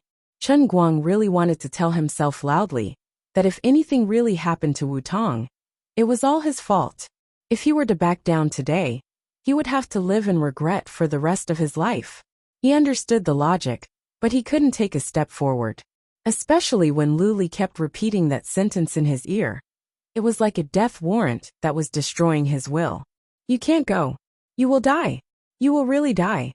10 minutes before the incident happened, Wu Tong was driving alone in the town for her routine patrol. She even saw Chen Guang and his gang eating and drinking at a food stall. However, she was working and there were quite a lot of people there, so she didn't get out of the car to greet Chen Guang. She only planned to give him a call after she was done with her patrol today, and tell him that she saw him being corrupt outside today. She wanted him to treat her to a meal later. This guy seems to be living quite comfortably. Chapter 299. After complaining about Chen Guang's corruption, she had received an order to drive there. On the way, Chief Ding had repeatedly reminded her that she, as the branch captain of the branch, could only guard the perimeter with other colleagues, and that she should never be greedy for credit. The criminals inside were extremely vicious, and ordinary police officers couldn't deal with them. Although Wu Tong was tough, she understood. About 3 minutes ago, Wu Tong had driven the police car to the front, followed by 2 other police cars from the Wenxing branch. In front of her was the second perimeter formed by the police, and about 200 meters ahead were dozens of SWAT officers hiding behind various bunkers. Less than 20 meters ahead of the bunkers was the abandoned 2-story factory building. Seeing that they were getting closer to the second perimeter, Wu Tong started to get nervous. She let go of the accelerator to step on the brake, and her right hand was already on the gun at her waist. However, her car didn't slow down. When she stepped on the brake, it felt like she was stepping on air, and there was no feedback force at all. The brake was broken. Seeing that the colleagues in front of the second perimeter were getting closer and closer, Wu Tong couldn't control the car at all. She could only stick her head out of the window and shout, excuse me, this broken car's brake is broken." The colleagues in front of the perimeter were all dumbfounded. At such a critical moment, "You said your brake was broken." Helpless, the colleagues in the second perimeter could only jump to the side, barely dodging the car. Wu Tong's police car crossed the second perimeter and headed in the direction of the SWAT officers. The brake was completely broken, and the car was at least 60 kilometers per hour. Wu Tong's head was about to explode, and she twisted the steering wheel hard. Then her body tilted, and her head hit the B-pillar. When she came back to her senses, she was in a daze. What? The entire steering wheel fell off. Wu Tong stared blankly at the steering wheel in her hands. And the steering wheel that was supposed to be connected to it was now only supported by a section of steel pipe. She felt like she was about to collapse. If she had known earlier, the broken car that was bought in the police station in the 90s should have been replaced a long time ago. Other than the horn, it sounded everywhere. And something would happen sooner or later. That unlucky Chief Ding didn't listen, and insisted on saving the money to become an excellent unit. First, the brakes were broken, and now the steering wheel was gone. More than 100 meters in front of him was the territory of several internationally wanted criminals. Obviously, he was going to crash into them. This broken car really broke down at the right time. He killed a person. Screw you to death. Wu Tong wasn't the only one who thought this way. The hundreds of police officers and special forces surrounding them were also cursing in their hearts. Stop the car. Some people shouted it out, while others roared in their hearts, but it was useless. Nothing could stop Wu Tong's car from passing the cover of the SWAT team. The SWAT team could even clearly see Wu Tong's pained and desperate eyes as she sat in the driver's seat. Bang! Bang bang bang. At this moment, the atmosphere was tense, and an intense exchange of fire could break out at any time. The robbers who were quietly hiding by the window of the factory immediately saw the audacious police car and fired without hesitation. The windshield of Wu Tong's police car was instantly shot into a spider web. She reacted quickly, and when she knew it was impossible, she curled up her body and lay down, barely escaping. The robbers' bullets swept across the driver's seat, but didn't hit her. Therefore, under everyone's dumbfounded gaze, Wu Tong and her police car first knocked away the wooden boxes that the robbers had piled up in front of the factory, then slightly slowed down before crashing into a support pillar that was more than 50 centimeters in diameter in the middle of the factory, and finally came to a stop. Which branch's idiot is this? Damn it! Idiot! I'm going to kill him. Isn't he sending himself to be a hostage? The captain of the special forces in charge of temporary command was also on the verge of breaking down. Standing next to him was Chief Ding from the Wenxing branch. He already knew who the unlucky idiot was from the other two police officers in the other cars. Chief Ding's legs were about to turn into soaked fried dough sticks. Captain Ge, that's Wu Tong in that car, Department Chief Wu's daughter. Chief Ji's eyes widened, as if he had heard the most terrifying thing in the world. This veteran soldier, who had at least 3 bullet holes in his body, couldn't hold it in anymore. He took a deep breath and finally said, Motherf asterisk Kerr. The word Motherf asterisk Kerr probably accurately summed up the feelings of all the police officers here at this time. As for the international felons who were guarding the perimeter, they were the complete opposite of the police officers outside. Thank God. They really thought they were dead. Based on the style of Wuxia, the two sides were in a deadlock, and the real heavy firepower of the other side must have already been mobilized.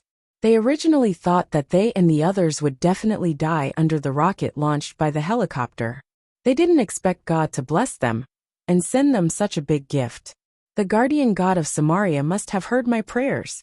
One of them, who looked like a Middle Eastern man, was about to kneel down and thank God. 3 black muzzles were pointed at Wu Tong's police car. A Chinese man got slightly closer and said loudly, "If the person inside is still alive, squeak. Otherwise, I'll count to 3, and then I'll throw a grenade through your car window. 3, 2. Wu Tong looked at her rather shabby gun awkwardly and decisively hid behind the car door. Squeak. The atmosphere was a little tense. She was afraid that the other side would open fire at the slightest disagreement. If that happened, she would really be dead. It was better to act cute first and see if they could mediate. Sure enough, the Chinese man grinned. A female comrade? Not bad, not bad. Raise your hands and crawl out of the car door yourself. Don't try to open the door, or I'll shoot you into a sieve. Wu Tong did as she was told. When she stuck her head out and saw the 3 black muzzles, she completely lost all thoughts of struggling. She just thought, I'm really going to die because of Chief Ding's broken car this time. Even if I directly hit the factory wall, it'd be good. First the brakes broke, then the steering wheel fell off, and then it accurately plunged into the factory door like an automatic grenade. Even if I hit the factory wall, it'd be good. Why am I so unlucky? I'm probably going to be the unluckiest police officer in history, right? If I die like this today, will I still have a chance to be honored as a martyr? I'll be the shame of the 5 Beijing police force, right? Wu Tong would never have guessed that her encounter was not really a coincidence. Instead, the power of fate had taken control of her life at this critical moment. She, who was supposed to be safely outside the second warning line, had plunged headfirst into a den of thieves. At this time, Chen Guang was making his last struggle in the distant woods. Because of the sudden change caused by Wu Tong, the police officers who were originally patrolling outside the second warning line gradually gathered inside. Looking at the expressions of the leaders in front, they knew that something big had happened. Of course, it was a big deal. The only daughter of the head of the public security system of Dechuan province was kidnapped by vicious criminals. More importantly, the head was now far less than 50 years old. It was self-evident what it meant.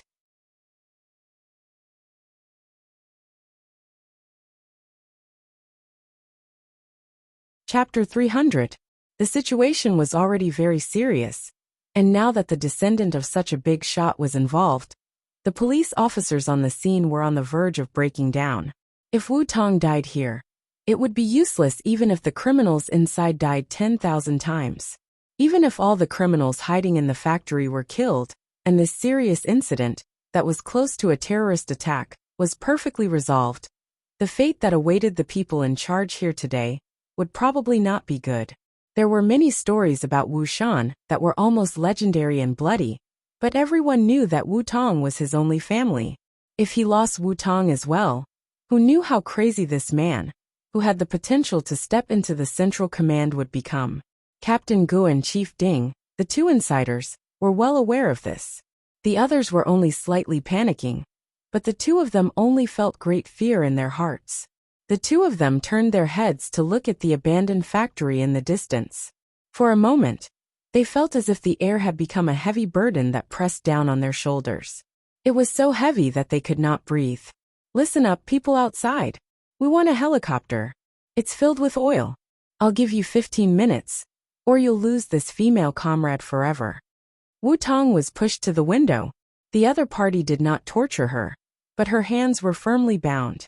However, when the Chinese criminal shouted, he pointed a gun at her temple, not giving her any chance to escape. She could either die, or stand here obediently, as the most eye-catching hostage. The purpose of the other party pushing Wu Tong out was to tell the people outside that their hostage was still alive, and not to try to fight to the death.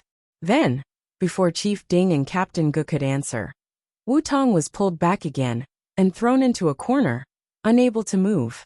Not only were her hands tied, but her feet were also tightly bound. She could only take half a step when she walked. It was obvious that this group of well-trained criminals had no intention of negotiating with the police. This was someone else's territory. Other than the hostage, everything else was out of control. Once they showed any signs of being willing to negotiate, it would be easy to fall into the other party's trap. As for whether the other party was willing to accept her conditions, they would just have to observe for another 2 minutes. The Middle Eastern man stood not far in front of Wu Tong, looking at her with Wu Tong's gun in his hand. He looked Wu Tong up and down with great interest. From the moment they captured her, she had been very cooperative. He thought to himself that perhaps he should try to take it a step further. She would not resist anyway, right? Mr. Sergio, are all Chinese women this beautiful? Even a random policewoman is so charming. Although the Middle Easterners were impulsive, they were experienced. They knew that any move they made at this time had to be approved by the temporary leader among them. The Chinese man known as Sergio was the one who had grabbed Wu Tong earlier. He put on a straight face and said, "Zayad, you're wrong. There might not even be one woman as beautiful as her in 100,000 people. But I advise you not to touch her. You don't understand Chinese women. She was a police officer and knew how to deal with us when she was a hostage, so she was very cooperative.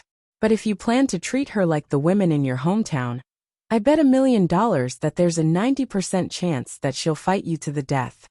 Zayad was in disbelief and expressed his incomprehension. Could it be that to Chinese women, that kind of thing is more important than their lives? She would also be afraid of death, right? Sergio glared at him. Even if there's only a 50% chance, you can't act rashly. Right now, she's our only hope of survival. Put away your thoughts and leave this place alive. You can still sleep with hundreds or even thousands of women. Okay, this is your territory. I'll listen to you. Zayad shrugged indifferently. Although he didn't think much of it, he changed his mind. Although Wu Tong wasn't very proficient in English, she could roughly understand 70% of the conversation between the two men. She still didn't move, but the expression in her eyes became even colder. Zayad suddenly nodded and said to himself, "Sergio is right. You'll fight me to the death." Wu Tong was shocked. She didn't expect him to be so observant. This middle-aged man with an unshaven beard was not stupid at all. Outside, Bureau Chief Ding and Captain Ge had immediately reported Wu Tong's kidnapping to Wu Shan. The instructions they received were very simple. Do your best to stabilize the criminal's emotions and wait for him to arrive.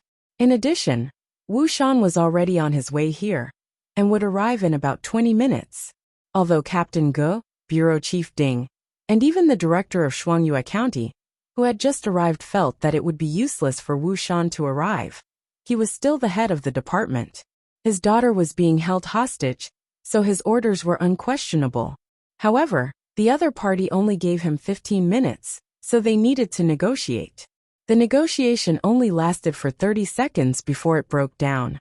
The negotiator had just stated that due to the urgency of the situation, the helicopter would need at least half an hour to arrive when the loudspeaker in his hand was shot through the window. From the moment the other party extended the muzzle and took aim to accurately shoot the loudspeaker, it took less than 3 seconds. His loudspeaker had only poked out a small part of it from the bunker. The terrifying sniper was so strong that it made people despair. The special police sniper lying in ambush in the distance didn't even have time to turn his gun around. From the beginning to the end, the military literacy displayed by the other party clearly told everyone that it was impossible to rescue the hostage. Have you really decided? Even if you really die, you still want to go? Liuli was still making one last effort to dissuade Chen Guang. However, at this moment, Chen Guang's footsteps had finally become firm. He gently pushed aside the bushes and moved forward bit by bit like a cat. Hearing Liuli's words, Chen Guang didn't stop moving and replied, "Yes, I've decided. I want to go, I must go. I know my current behavior is very stupid. Before today, I didn't expect myself to be so great. But now, I really want to be great once in a while. Aren't you afraid of death? If I die, so be it. There are always some things that people have to do in their lives. If it wasn't because of me, with my current ability, I wouldn't do something that I'm not confident in. But now I can't just stand by and do nothing. This is the karma that I created, my punishment realm. So of course, only I can destroy it with my own hands. Even you wouldn't want your savior to be someone who's afraid of death, right?" After a pause, Chen Guang continued, "I don't know what's waiting for me in front of me. I don't even know what kind of fate I'll have to face after getting involved with you and the heavenly Holy Grail. But you told me from the beginning that if I fail the test of the real realm in the cup, I'll die. If I don't have the courage to be fearless, how can I face the true dangers that might appear in the 3,000 worlds? It can't be that every test world is as gentle as the heavenly Holy Grail, right? Even in the Sea of Time, I've already died 95 times. Although I managed to escape danger in the end, I'm only 5 times away from dying, right? Since I've already let the heavenly Holy Grail recognize me as its master and change my fate, I'm no longer an ordinary person. If I don't have the courage to be decisive, and always think that nothing will go wrong, how can I accompany you to the end of the 3,000 worlds? Liuli was silent for a while. All right, I'll help you. Chen Guang fiercely clenched the dagger in his hand. Hiding in the forest, he looked at the factory in the distance and grinned. I've been waiting for you to say this for a long time. Even if I know that I'm going to die, as long as you can help me, I'll be able to grasp a slim chance of survival. This is the fate that I, Chen Guang, have chosen. Without regrets, there's no turning back. Imperceptibly, a thick smell of blood gradually gushed out from his body, but then suddenly disappeared. Chen Guang recalled the 20 years he spent in the Sea of Time. It was as if he once again felt the enemy's blood splashing on his face. That scalding feeling made his blood gradually warm up. The opponent is a well-trained bandit, but I'm also the all-powerful second officer of the Sea of Time.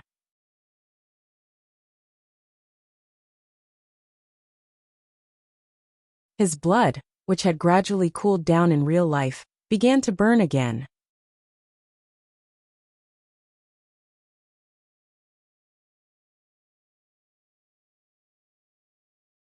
Chapter 301.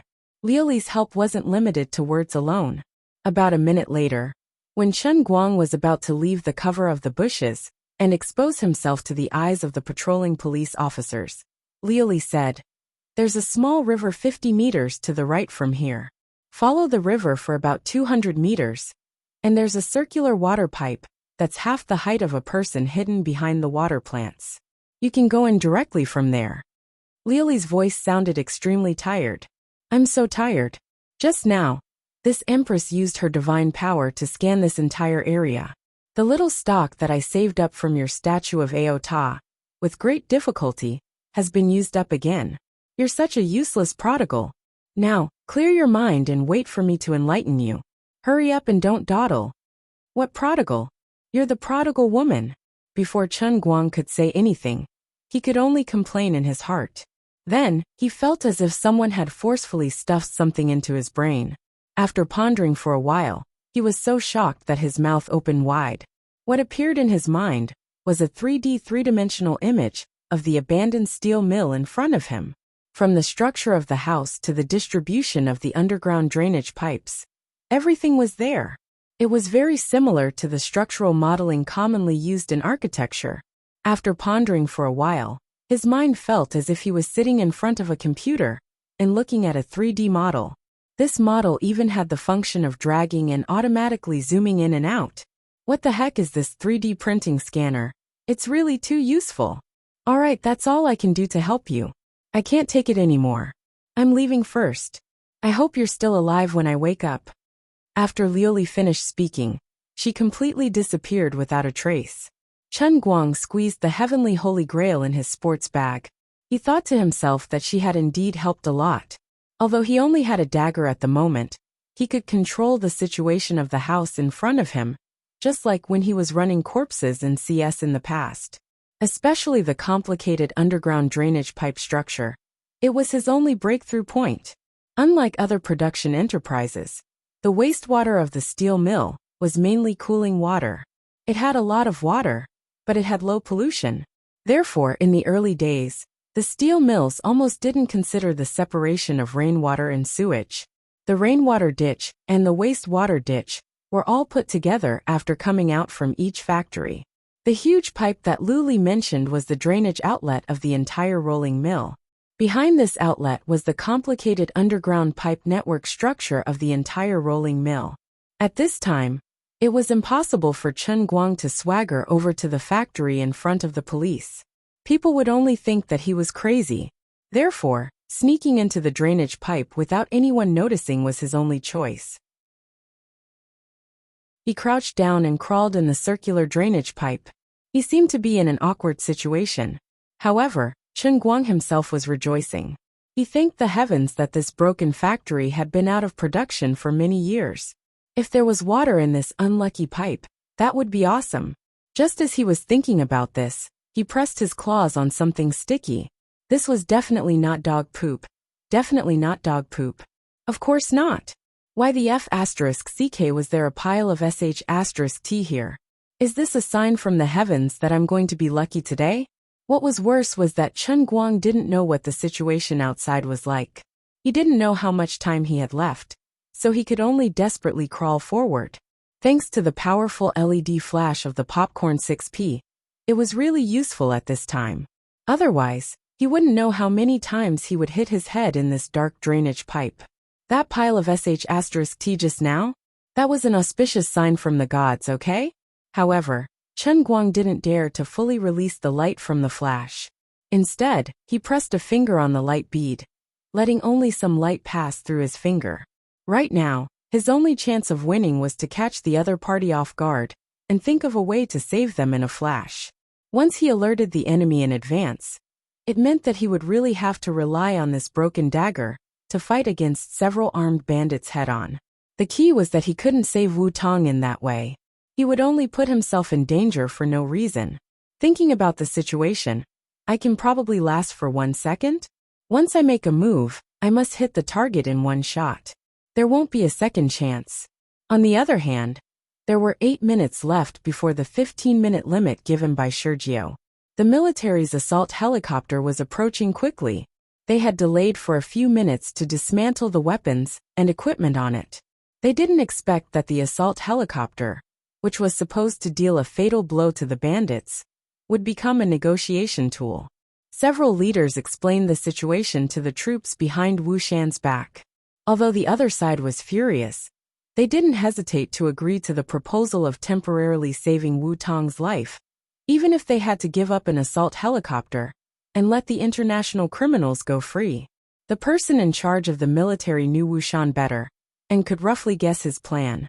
This pillar of the nation probably wanted to use himself as a hostage in exchange for Wu Tong. Many years ago, because of his stubbornness and persistence, he lost his wife and son. Now he was as stubborn as ever, but he was definitely not willing to lose his only family, his daughter. Therefore, even if it was just a simple order from him to stall for 20 minutes, it wasn't hard to guess his true intentions. Currently, Wu Tong was the one being held hostage, so the situation wasn't irreparable. To this country, Wu Tong wasn't indispensable. However, if it was Wu Shan, the impact of this would be like an earthquake, and it would be immeasurable.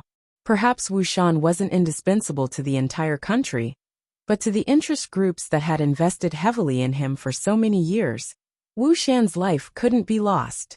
Therefore, they would rather give up the helicopter and let Wu Tong go, even though they knew that this wouldn't save Wu Tong from danger, because the other party wouldn't let go of the hostage easily. Instead, it would cause Wu Tong to be taken away for good. However, they still did it without hesitation. Captain Ge, Bureau Chief Ding, and the others wanted to use the helicopter to temporarily save Wu Tong's life.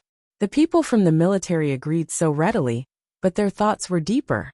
Wu Tong's life was not important, and they only needed to save Wu Shan's life.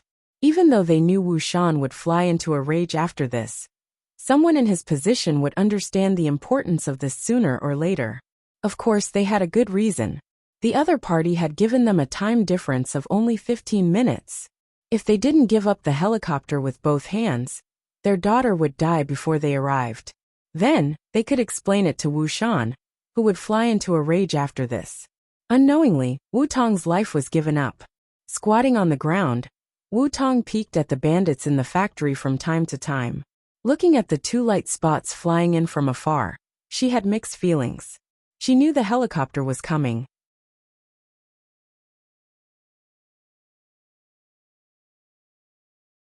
Chapter 302. It had only been 10 minutes since the other party proposed the conditions, and the helicopter had already arrived, which meant that the commander outside had chosen to compromise because of her. This meant that this group of vicious bandits could really get a helicopter full of fuel. With these well-trained people, the possibility of them successfully escaping from this place was instantly magnified to 90%. But even so, she still had no hope of getting out of danger.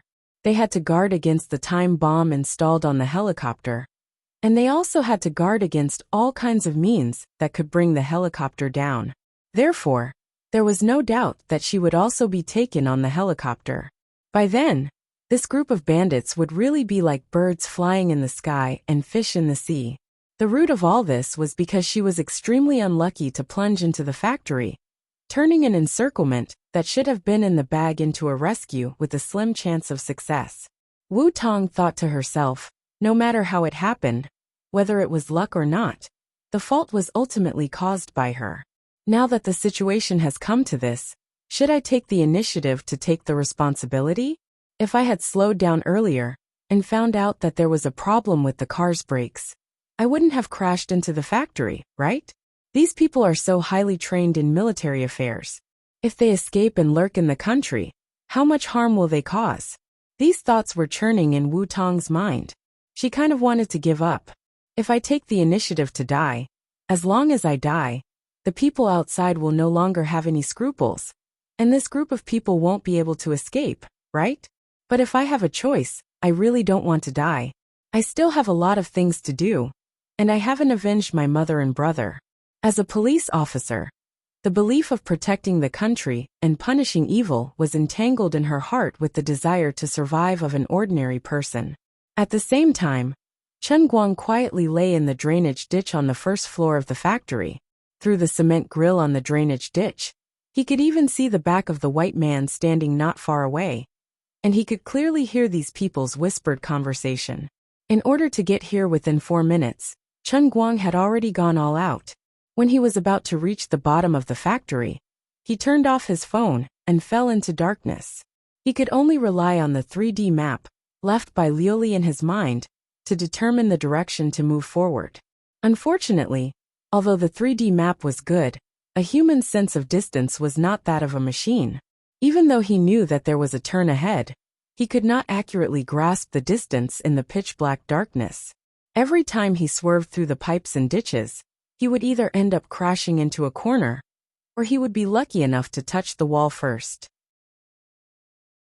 In addition, because of the long years of disrepair, the cement pipe was not orderly, and some parts even collapsed.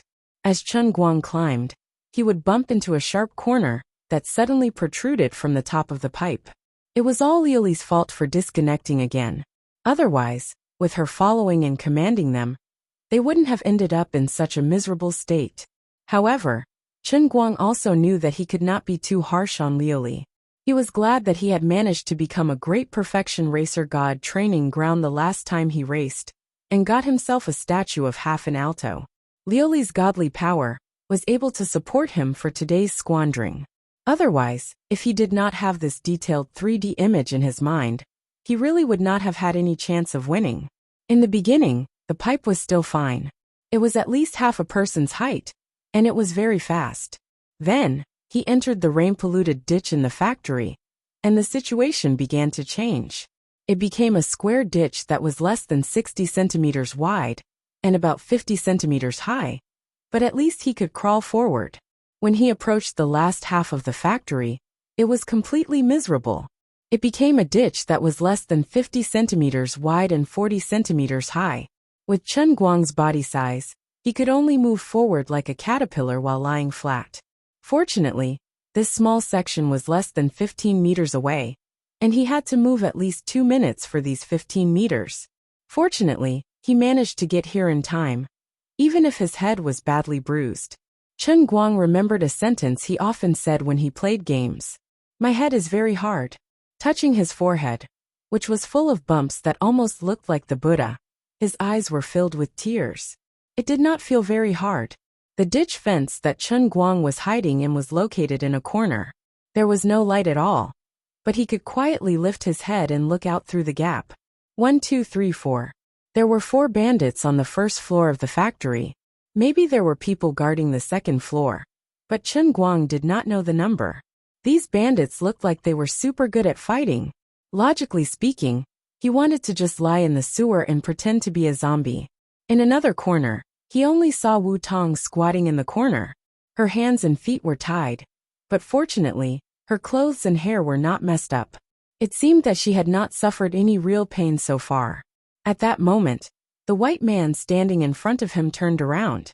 Chen Guang quickly pulled his head back, cold sweat dripping down his back. This group of bandits was really not simple. He had only looked at them from behind, and this guy actually felt a faint sense of vigilance.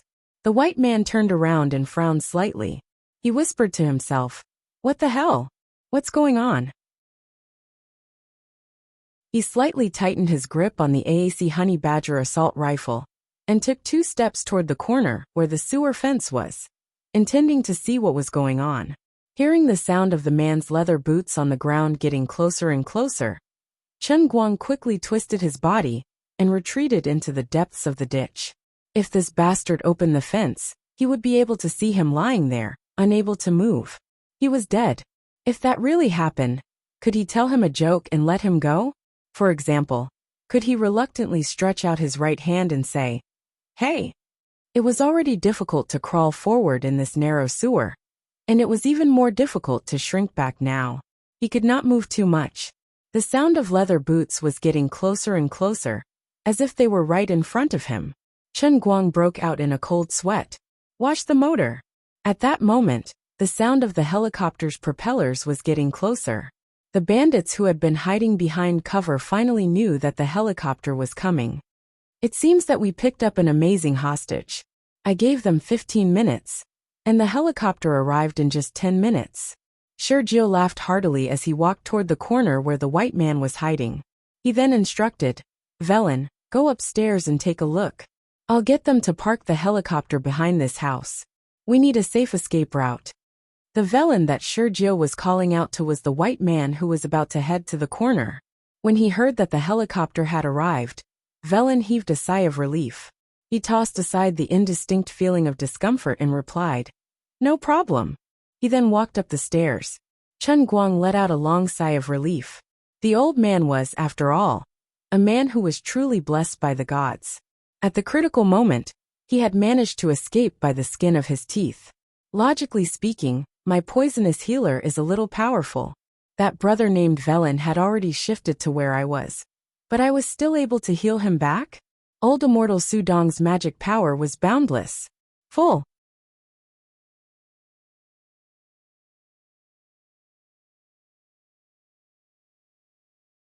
Chapter 303. Apart from that, he also heard the conversation between the two of them clearly, and instantly figured out what was going on.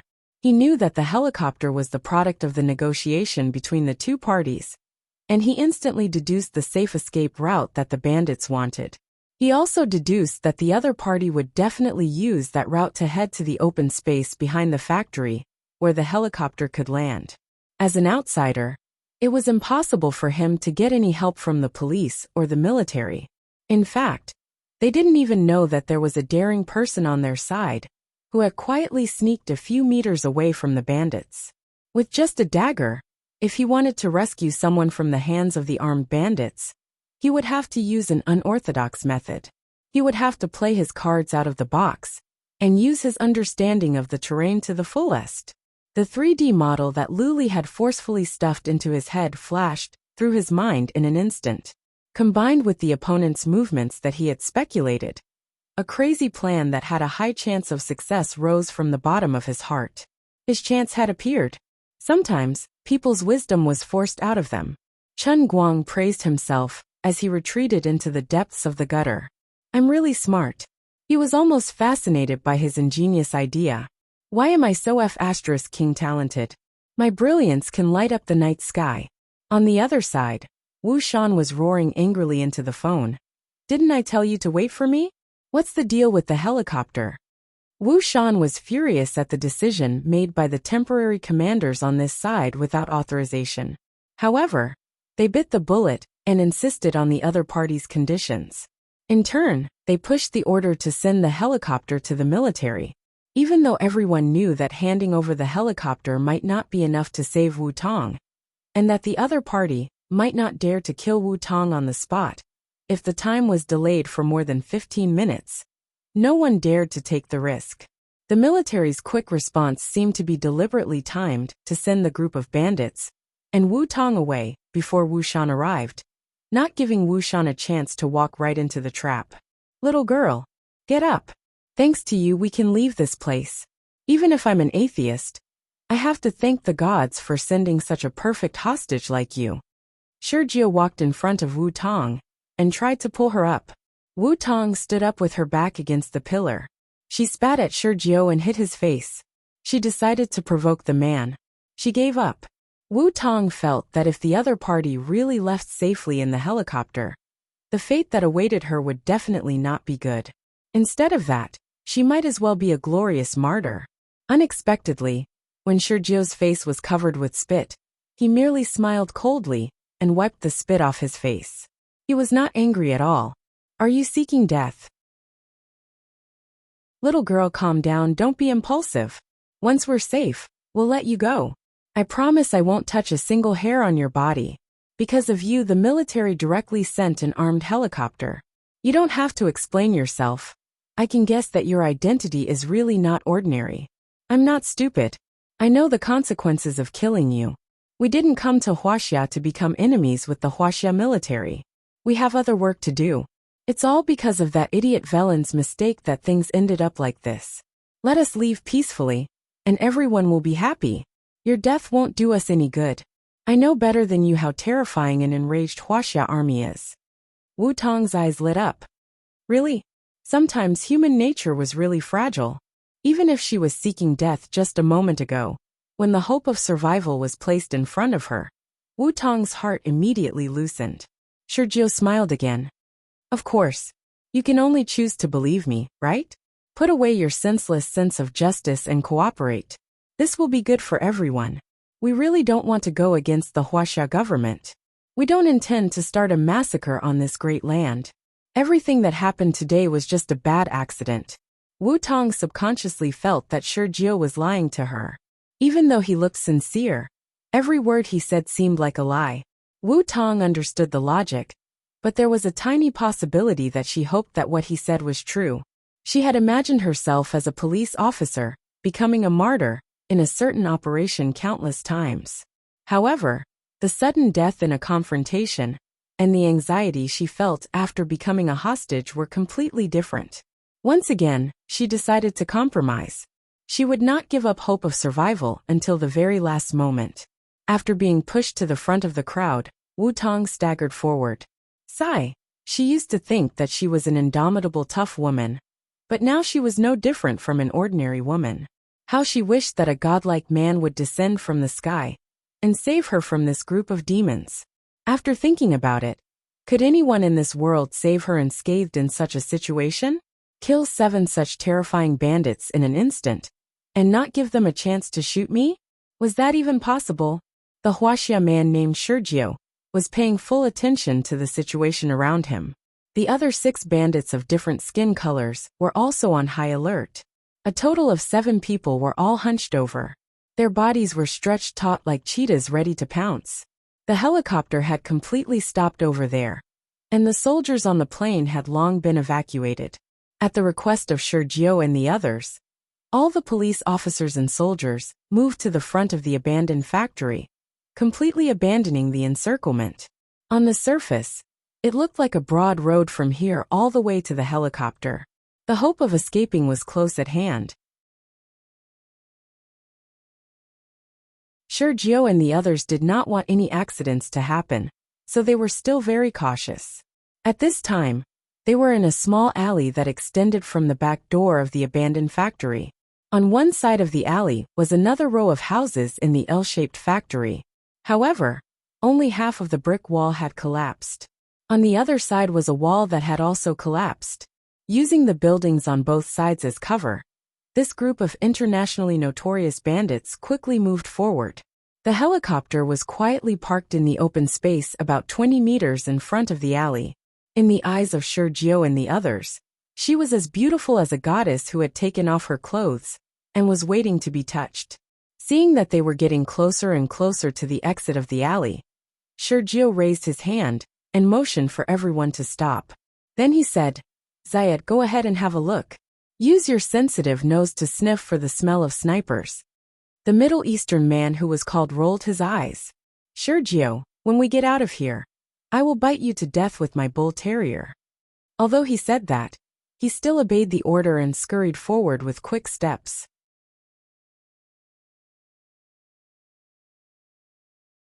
Chapter 304. The 20-meter distance from the alley entrance to the helicopter was the last hurdle for the 7 bandits. Although they had hostages in their hands, World 9, who was well aware of the strength of the Chinese military, knew that with so much time having passed, the other party could easily mobilize more than 20 top snipers to hide in the dark.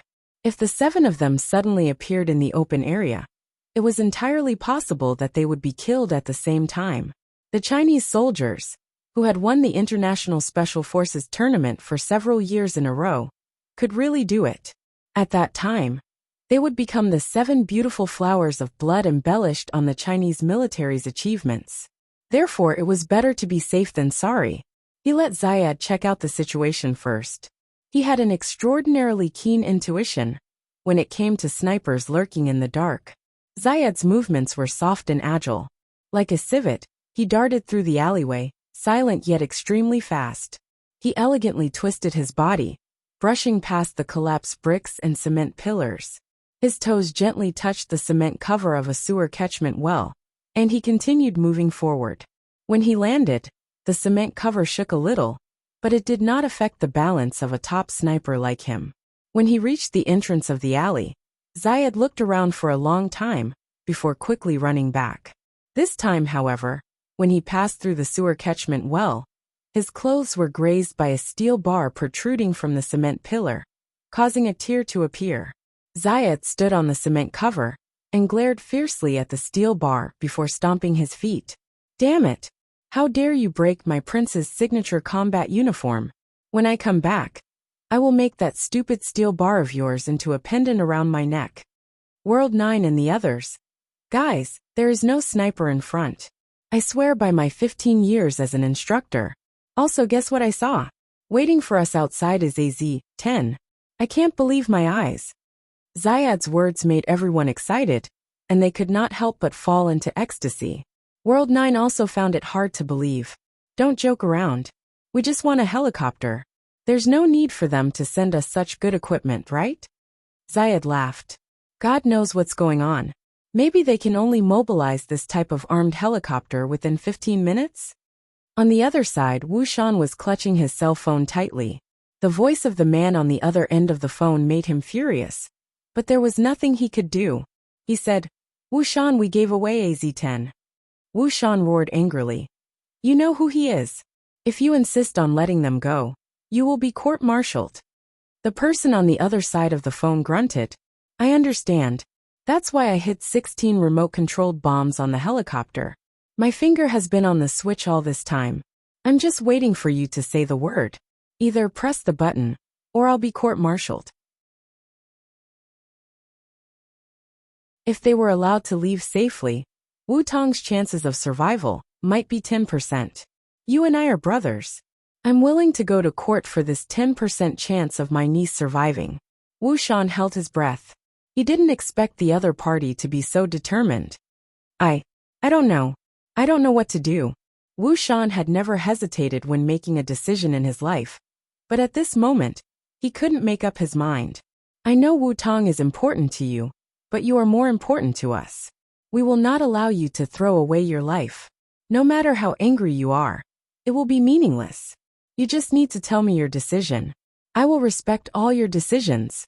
I will bear all your mistakes for you." The voice on the other side of the phone was still cold, but it was suppressing a great determination. Wuxian leaned his head against the window and looked in the direction of Lao's third steel factory from afar.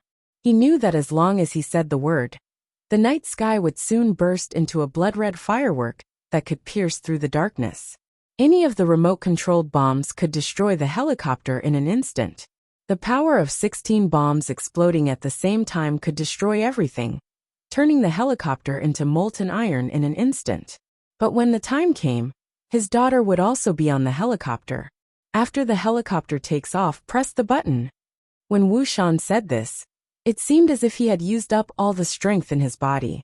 Then, he hung up the phone with a snap, clutched his throat, and punched himself in the chest again and again. "Bastard! You bunch of bastards! Why do you have to do this to me?" Why do you have to torture me like this? Why don't you give me a chance? Wait another 5 minutes, even if it's just 5 minutes. Wuxian finally couldn't hold it in anymore and sobbed. He wanted so badly to exchange himself for Wu Tong. But things couldn't always go according to his wishes. For the power in his hands, he had lost too much.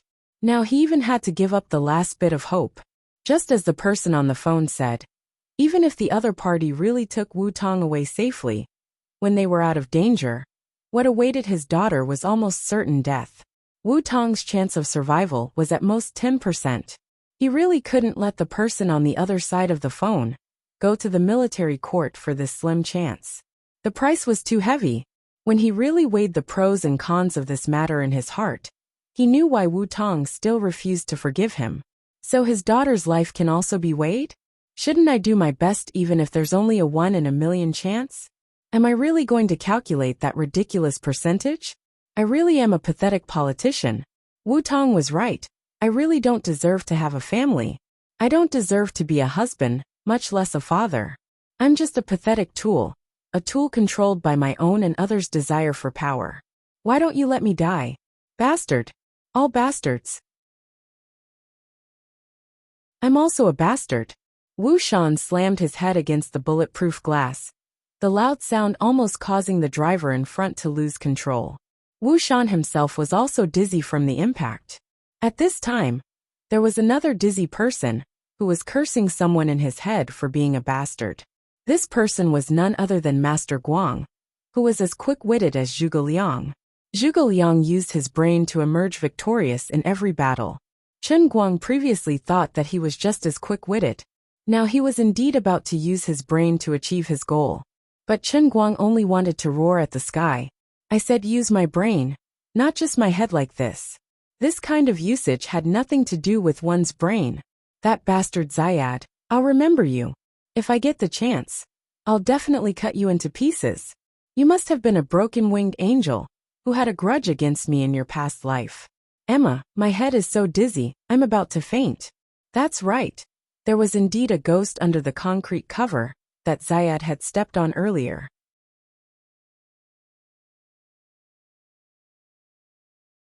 Chapter 305. About 2 minutes ago, before the group of people came out from the abandoned factory, Chen Guang had arrived here through the underwater pipe network. His target was the water collection well. Originally, the broken walls on both sides were not that compact. He had used his fastest speed to move some gravel and cement pillars over, forcefully compressing the space on both sides of the alley. His goal was very simple. He wanted those who wanted to pass through here to pass through the cement cover above his head. In addition, he moved the circular cement cover to a different position. He first pushed it up, and then pushed it slightly forward. Under normal circumstances, if someone were to step on the cement cover in this state, the cover would immediately flip over, and the person would slide down into the water collection well. No matter how powerful a person was, they would find it hard to react to such an unexpected situation. Not to mention, Chen Guang would add more force when the cover flipped over. That way, he would be able to catch the other party off guard. As long as the other party did not tie Wu Tong up, Chen Guang believed that with this move, he would be able to snatch Wu Tong away in an instant. Once Wu Tong was dragged into the underground pipe network, with the 3D model in his mind, the chances of successfully taking Wu Tong away was as high as 376%. Don't ask me how I calculated this. This is metaphysics and cannot be explained. The plan was perfect. All that was missing was a little sister Wu falling from the sky. But here came the problem. The one who fell down could only be Wu Tong, and no one else. Thus, Chen Guang had to place both his legs on both sides of the water collection well. Then, he placed his head and both his hands on the shaking cement cover. He used his head and hands to hold the cover until Wu Tong stepped on it. From his position, he was able to see the person in front through the gap in the cover. It was not difficult to identify Wu Tong from her pants and feet. Everything appeared perfect until Zayed stepped on it twice.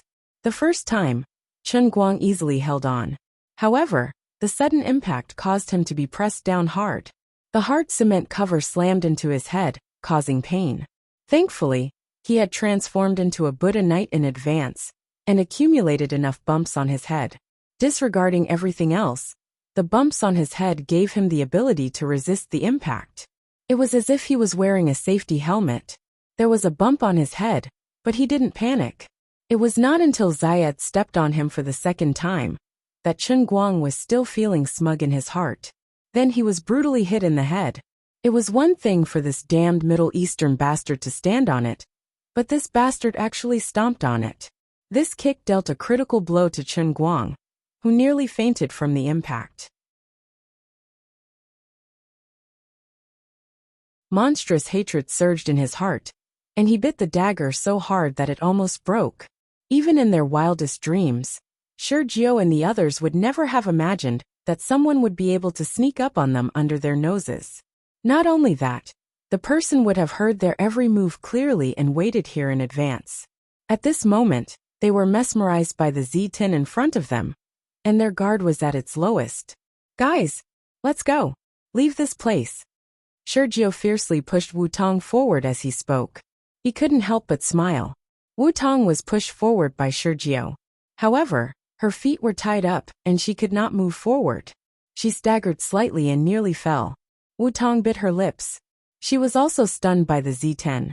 The pain, regret, and struggle in her heart were indescribable. When Chen Guang saw this scene through the crack, he gradually calmed down from the rage in his heart, because he knew that success or failure depended on this. Later on, Zayed, Modelo and I will take this woman and walk in front. Don't rush out of the alley. Remember to be on guard at all times. As long as they don't have the confidence to kill all 7 of us in an instant, they won't act rashly. This woman is really important. Sergio pushed Wu Tong again and turned around to speak to the people behind him. The others nodded in unison, thinking that his arrangement was very reasonable. At that moment, Zayed, who was standing beside Sergio, suddenly widened his eyes. His mouth gradually fell open, and he wanted to shout out loud. However, he held back. F***K. It turned out that when Sergio turned around, Wu Tong had finally stepped on the cement cover above Chen Guang's head. Now, do it. Chen Guang's legs, which were originally standing on both sides of the well, abruptly closed, and his entire body began to fall. His head that was on the cement cover slid down rapidly. At the same time, he reached out with both hands to grab the edge of the cover and pulled it down. The cover flipped. Wu Tong was caught off guard, and she lost her balance. She subconsciously cried out, "Ah!" Immediately after that, her entire body rapidly fell. At the same time, a hand reached out from below to grab her ankle and pull her down at an even faster speed. Someone is coming to save me? Who is it? As Wu Tong fell, all these thoughts flashed through her mind. She desperately twisted her body and controlled her posture, hoping to completely fall in the shortest amount of time possible. On the other side, when Zayed cursed out loud and slowly raised his gun, Wu Tong's entire body was only left with half of her body. Her long hair was still floating in the air. Everything had happened too quickly and too suddenly. No one could have imagined that someone would be lying in ambush. The moment the hostages stepped onto the concrete slab, Sergio was momentarily distracted. Wu Tong, who had been unlucky the whole night, finally got lucky for once. Below, Chen Guang first landed at the bottom of the 2-meter-deep well. He spread his arms and prepared to catch Wu Tong, who was falling from above. Behind him was the 50-centimeter-high, 60-centimeter-wide trench. As long as he could successfully shove Wu Tong in, today's mission would be a success. It was pitch black down there. The other party would definitely not dare to recklessly follow them down. At least, that was what Chen Guang hoped for. Then, in another 30 seconds, he would be able to completely disappear into the complex underground network of pipes. Finally, Wu Tong landed. Chen Guang gently held her in his arms, and the dagger in his mouth slid out.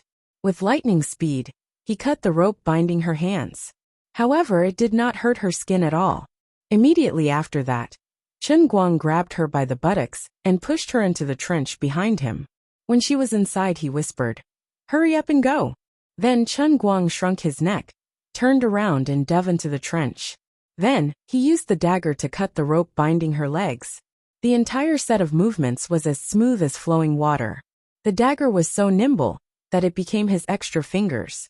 It was all thanks to the 20 years of experience in using cold weapons on the Sea of Transient. Of course, the strongest pencil sharpening skill in history that he had painstakingly honed in the pencil sharpening world could also be considered as an enhanced skill. When it came to firearms, the difference between Chen Guang and Shi Jiao and the others could not be calculated. However, when it came to cold weapons like daggers and swords, Chen Guang could be considered as an absolute expert. Chen Guang. Wu Tong was bent over in the trench. When she heard Chen Guang's voice, she was instantly stunned. Why is it him? Chapter 306. Wu Tong had imagined the scene of someone coming to save her many times. They could be the bodyguards of his father, Wu Shan, who had unique skills. They could also be the top-notch special forces soldiers in the military region of Wujing, who were not well known but were powerful.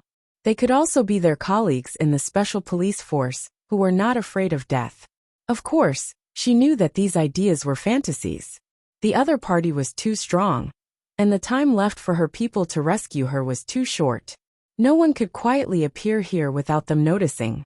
Until she fell into the well, she was completely desperate and didn't expect a savior to come from the sky.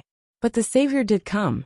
Although it wasn't as invincible and domineering as the one who came from the sky, it sprang out from under her feet like a groundhog.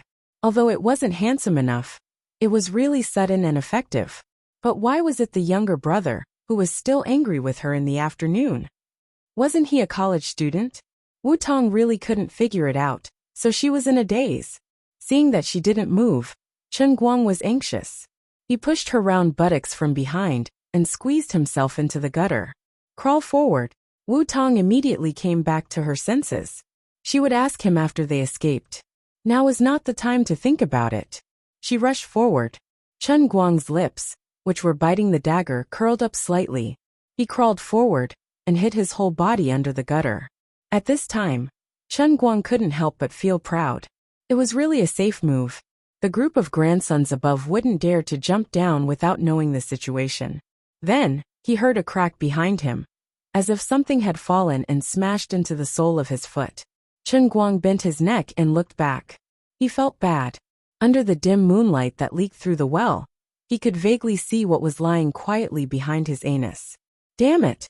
Yes, it was a mini grenade the size of a baby's fist. Under the moonlight, the grenade lay quietly in the shadow, shining with a charming metallic luster. Indeed, they didn't follow him rashly. They just threw down a grenade without hesitation. In this short moment, Chen Guang felt that his thinking speed was faster than the speed of light. He really thought about a lot of things. I'm still a virgin. I'm still so young. I just earned 180 million, and I haven't spent it yet. The worst thing in the world was to be alive, but penniless. What was even worse was that the person had died, but the $180 million had not been spent. My father was going to have to send his son off.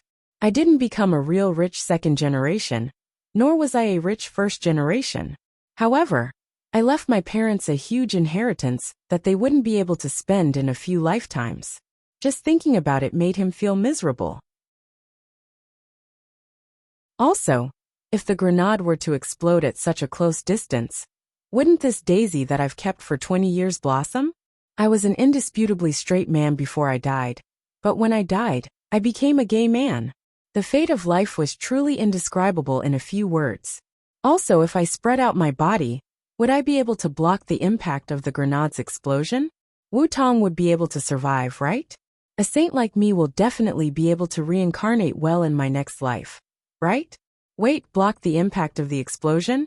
Logically speaking, I have a pretty good idea. Maybe I can try it. Perhaps it only took 0.5 seconds. But after countless thoughts in his mind, took a huge detour around Wujing City's third ring road. He finally found the only chance of survival in this certain death situation. As the saying goes, heaven never seals off one's way. The one was the only chance of survival. Another 0.5 seconds later, his hand was already on the zipper of the sports bag in front of his chest. That's right. The heavenly holy grail inside was the one. Even though Lioli had disconnected, and the heavenly holy grail couldn't provide any extra help.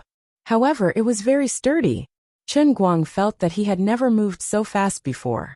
From the moment he had this idea, to the moment he unzipped the heavenly holy grail, to the moment he twisted off the lid, to the moment he grabbed the mini grenade that was faintly heating up from the ground and threw it into the grail, to the moment he twisted the lid back on.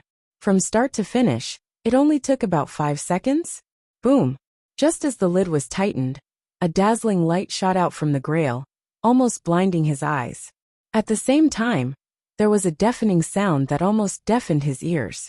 After that, nothing happened. That's right, there really wasn't any more movement. Nothing had changed. He had survived. Alright, perhaps the heavenly holy grail becoming a little heavier could be considered a change. After all, there was a grenade that had just exploded inside. Other than that, the grail was still ice cold in his hands. There wasn't the slightest bit of heat coming out from it. Double vacuum, extremely strong insulation. I'm kneeling. Only today did I realize that it was truly an invincible divine weapon. A product of the immortal realm. It must be of the highest quality. Tough and durable. When the light quickly dimmed, Chen Guang gripped the grail tightly and stuffed it back into his bag. Then, he ruthlessly slapped Wu Tong's buttocks, who had a blank look on her face and didn't know what had happened. Hurry up and go. Wu Tong felt that her worldview had collapsed. She had seen grenades before. Although she didn't see them clearly, she could roughly guess what they were just from the sound and light effects. As she quickly crawled forward, she couldn't help but ask, "That was a grenade, right?" Chen Guang couldn't explain it to her. He could only urge her. "I'll explain it to you later." Are you born in the year of the horse? Move a little with a slap? Can we not be a scammer? Can we run faster? Wu Tong's face turned red, and she didn't dare to say anything else. She lowered her head and scurried forward. Lower your head. You'll hit your head. The two of them crawled forward for about 5 to 6 meters when Chen Guang suddenly said. Wu Tong asked curiously, "How did you know?" Chen Guang slapped her buttocks again. "The 56 bumps on my head can answer all your questions."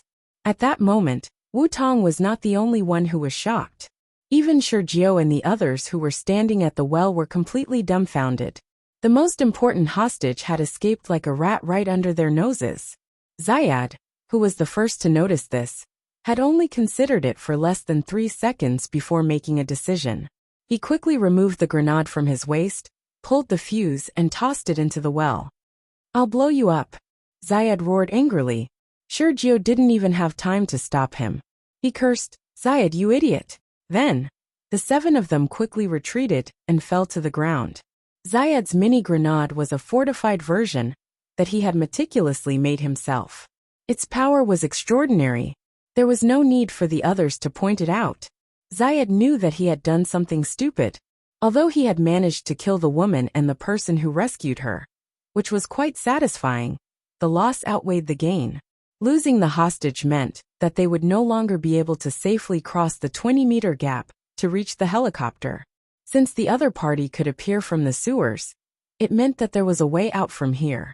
But now, the passageway was about to collapse. Was there anything more depressing than this? But in reality, the grenade exploded as expected. The sound and visual effects were very powerful, proving that the mini grenade Zayad had made was extraordinary. After that, there was no more movement. The well did not collapse. Not even a wisp of smoke came out from it. The 7 international felons who were lying on the ground raised their necks to look at the well, a look of bewilderment on their faces. Does this mean that our grenade was made with special effects? It's just for show. Chapter 307. Forget it, let's not care about that. With such a loud noise, it's impossible for the Chinese military to not have made a move. We can't go to the helicopter.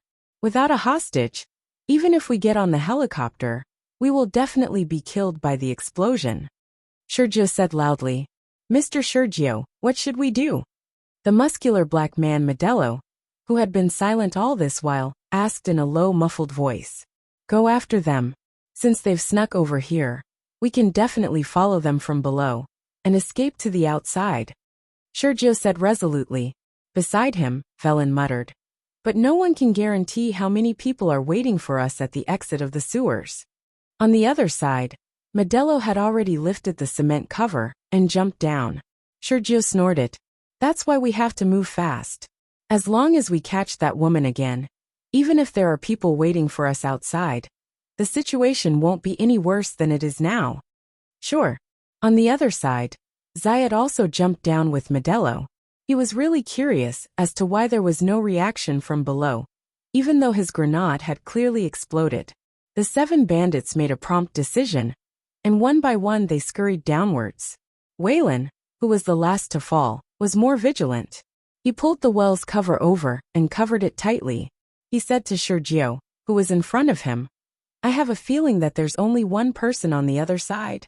Zayed, who was crawling at the front, shrugged his dog nose. Velen, you're right. There's only one person. But, Sergio asked. But what? Zayed pondered for a moment. There's a very strong smell of blood. You can even smell that. Modelo, who was crawling at the front, asked curiously. Zayed grunted. This is the skill that I, Zayed, am most proud of. There's no mistaking it. The person who saved the policewoman was very terrifying. His hands were stained with blood. Only by killing humans at close range would his hands be stained with such a strong smell of blood. Modelo, you're the one who has killed the most people here, right? How many people have you killed? Modelo thought for a moment. I've killed about 20 to 30 people with a gun. If I've used a knife, maybe 5? Stop talking and be quiet. I can't hear anything in front of me. We'll be in big trouble if we lose him. The third of the 7 couldn't help but interrupt the chatterbox. They didn't know what was going on in front of them, so even if they had a flashlight, they didn't dare to turn it on. Since they were sure that the other party was an expert, they couldn't let their guard down. In this long and narrow tunnel of the sewer network, if the other party found a corner and waited in front of them with a machine gun in hand, no matter how elite the 7 of them were, they would definitely die without a burial ground, no matter how strong they were. Of course, Chen Guang knew what was going on behind him. He had hoped that the other party would not dare to follow him for fear of harming the innocent. However, things did not develop in the direction he hoped for. After losing the hostage, it was understandable that they would make a prompt decision to follow him. What bad luck! They're following us. Hurry up. This is my phone. Take it first. Think of a way to contact the people outside. We can't shake them off. Turn on the flashlight and crawl forward. Faster. I'll recite a formula for you. Remember it well. From here forward, 3 left, 2 right, 5 left, 4 right, 3 right, 7 left, 6 right, 4 left, 4 right. Remember this sequence. Then, you'll be able to enter the large pipe that leads to the outside. After you get out, contact the police and troops outside as soon as possible. As Chen Guang spoke, he took out the popcorn 6p from his sports bag and stuffed it into Wu Tong's pants. His fingertips touched the heavenly holy grail, and an idea popped up in his mind. Wu Tong took the phone back. What do you mean? What about you? Chen Guang was silent. They're too fast. I'm afraid we won't be able to shake them off if we work together. Let's split up. You go out first. I'll be responsible for luring them deeper. You bring people back to save me as soon as possible. No. Wu Tong, of course, wouldn't agree to Chen Guang's request. Chen Guang said firmly, we have to do it even if we can't. You're crawling too slowly. The space in this stupid pipe is so narrow. If they catch up, we'll both die. To be precise, if we don't split up and move together, we can probably live for another minute. I don't want to die with you. Wu Tong still insisted. I'm the police officer. I should be the one luring them inside. You go out and find people. Chen Guang was furious. Who the hell has the time to waste with you? Why are you still talking about the police's sense of justice at a time like this? If you say any more nonsense, I'll haunt you even if I die and become a ghost. You want to lure them inside? Just you? Can you stop joking? Do you know the structure of the pipe network? Do you think it's luck that I appeared there to save you? The entire underground pipe network of the 5th and 3rd steel mills is in my head, okay? As long as you get the hell out of here, I can play them to death as much as I want in here alone. Can you not screw me over? Can you not drag me down? Get lost. Wu Tong didn't expect Chen Guang to be so angry. I, your sister. The male protagonists in war movies always die because the female protagonists talk too much, okay? They could have escaped unscathed, but because they talked too much, it became a sad movie, okay? Be gentler. Don't worry about me. The underground network is very complicated. As long as you run away, I'll meet up with you in a few minutes. The two of us can go out for a hot pot and come back. These people are still going around in circles.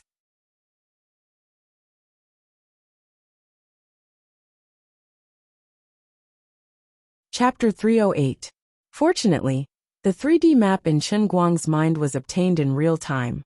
Some places had collapsed to the point that people could not pass through. This was reflected in the 3D model, so he could detect it in advance and avoid it. Otherwise, it would have been a tragedy if he had plunged into a dead end. Wu Tong curled up in a dark corner and listened to the sounds of Shurjiu and the others crawling past her. She held her breath and felt an indescribable mix of emotions in her heart. Chen Guang's sudden outburst of dominance made her unable to muster up the courage to oppose him. She could only do as he asked in a daze. However, now that he had lured them away, Wu Tong could not help but feel ashamed and regretful. Although his words sounded nice, his actions were actually using his life to cover his retreat. No matter how familiar he was with the terrain, he could not change the fact that there were 7 terrifyingly powerful bandits trailing behind him. He only had a dagger. How could he deal with the 7 of them? Wu Tong desperately suppressed her crazy heartbeat. She was even afraid that the sound of her heartbeat would be heard by the bandits who were leaving. Her heartbeat was so loud that it sounded like thunder in her ears. I always thought you didn't like me at all. I didn't expect you to be willing to die for me. Compared to you, I'm really a terrible police officer and a terrible sister. When the bandits finally left, Wu Tong gently pushed away the wooden plank in front of her. She struggled in pain and quietly walked toward the exit according to the direction Chen Guang had pointed. If Wu Tong had a gun in her hand, she would definitely choose to jump out without hesitation and sneak attack the 7 bandits from behind. Even if she could kill one of them, it would still be good. However, she was unarmed, so she could not die in such a meaningless way. Since Chen Guang had said that he could stall for time, he might be able to escape from another exit. The biggest role she could play was to rush out as soon as possible and contact the people outside as soon as possible. The earlier she could get the people to support her, the earlier she could get Chen Guang out of danger. For right. Turn right at the 4th bend. It's here. Even Wu Tong was impressed by how Chen Guang managed to memorize such a complicated escape route in his mind. After a few turns, her confidence in Chen Guang grew. At this moment, a loud noise suddenly came from the depths of the network. Boom! A few seconds later, a strong gust of air came from behind, pushing Wu Tong forward and causing her to fall. Her confidence, which had just been ignited, instantly froze. What was going on? What happened? Wu Tong's heart sank to the freezing point in that instant. There was no doubt that Chen Guang did not have any weapons. Such a deafening explosion could only have been caused by the bandits. Wu Tong's mind went blank. She couldn't care less about what Chen Guang had told her just now. She broke into a run and frantically crawled toward the source of the explosion. With such a violent explosion underground, there was no longer a need for him to inform others. The police and the army would respond in time. If Chen Guang is really dead, then I will be buried with him. I can't live alone. Wu Tong thought to herself as she desperately used her hands and feet to move forward. About 30 seconds ago, Chen Guang was stumbling all the way forward. He realized that he had underestimated the other party's capabilities. Although he had used his fastest speed to crawl through the underground pipe network, he still could not shake off the other party. Those people were so difficult to deal with that they were like leeches that had burrowed into the flesh. If this continued, it was only a matter of time before he was caught. If he was shot from behind, even if the old man had a first-generation steel door, he wouldn't be able to withstand the bullets. Listening to the sound of metal colliding with cement coming from the corner behind him, Chen Guang had goosebumps all over his body. I'm panicking. He once thought that his bravery could be compared to the martyrs who blocked the bullet hole. But when the threat of death really approached, Chen Guang sadly found that he was still very afraid of death. Forget it. Since I can't escape, then I'll prepare to face it head-on. Chen Guang made up his mind and dived into the corner next to him. From here, there was a terrain that he could use to turn the tables. The premise was that if the actual situation in the Heavenly Holy Grail was exactly the same as what he imagined, he fiercely stuffed his body into a collapsed gap, using both his hands and feet to push forward. Enduring the burning pain caused by the friction between his stomach and the sharp cement dregs and steel bars, he finally made his way out and dived into the puddle that was half a person's height. Even though he was prepared, he was still blinded by the strong rancid smell in the puddle. The 10-year-old rancid puddle really tasted sour and refreshing. His stomach was accidentally scratched by a steel bar hidden in the cement block. It tore open a wound about a foot long, and fresh blood flowed out. Fortunately, the wound was not deep. It was just that it was soaked in the rancid water, and the pain was as if someone had ruthlessly whipped him. But Chen Guang didn't have time to think about these things. Instead, he immediately stood up and turned around to look at the place he had just come from. At this moment, he was standing in a sealed underground reservoir. About half a meter of the pipe had collapsed from the hole he had just come out from, leaving only a gap that was just big enough for him to squeeze through. Once he came out, he would immediately be in this reservoir. Even with Chen Guang's physique, it was very difficult for him to pass through. The 7 bandits were generally much stronger than him, so it would be even more difficult for them to squeeze through the gap. But Chen Guang couldn't count on this thing to stop them. He wanted to live, but the other party also didn't want to die under the muzzles of the special police and soldiers who were waiting outside. Now that they had fought to this point, no one could back down. Therefore, Chen Guang took out the Heavenly Holy Grail and planned to give the other party a good time. The grenade just now had directly exploded in the cup. Relying on the power of the Heavenly Holy Grail, the deafening grenade had become a squib. But in fact, it wasn't really a squib. Instead, the power of the entire explosion had been locked inside the cup. Regardless of whether it was the shrapnel that was supposed to fly everywhere, or the air current that was engulfed in flames and heat waves, everything was locked inside. Perhaps this cup could be used as a delayed detonation bomb? While hiding at the opening of the sewer, Chen Guang twisted the lid of the cup with all his might. His idea was very simple. This section of the sewer was about 20 meters long. When the first bandit was lying in front of the gap, the other 6 behind him should be lined up neatly like ants. If he opened the cup at this moment, and let the impact of the entire explosion be instantly released through the gap, the power would basically be about 80 to 90 times stronger than the grenade just now. It would be enough to make them suffer.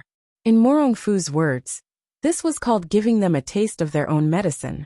It was a beautiful idea, but putting it into practice was extremely difficult. That was because the quick-witted Master Guang had forgotten one thing.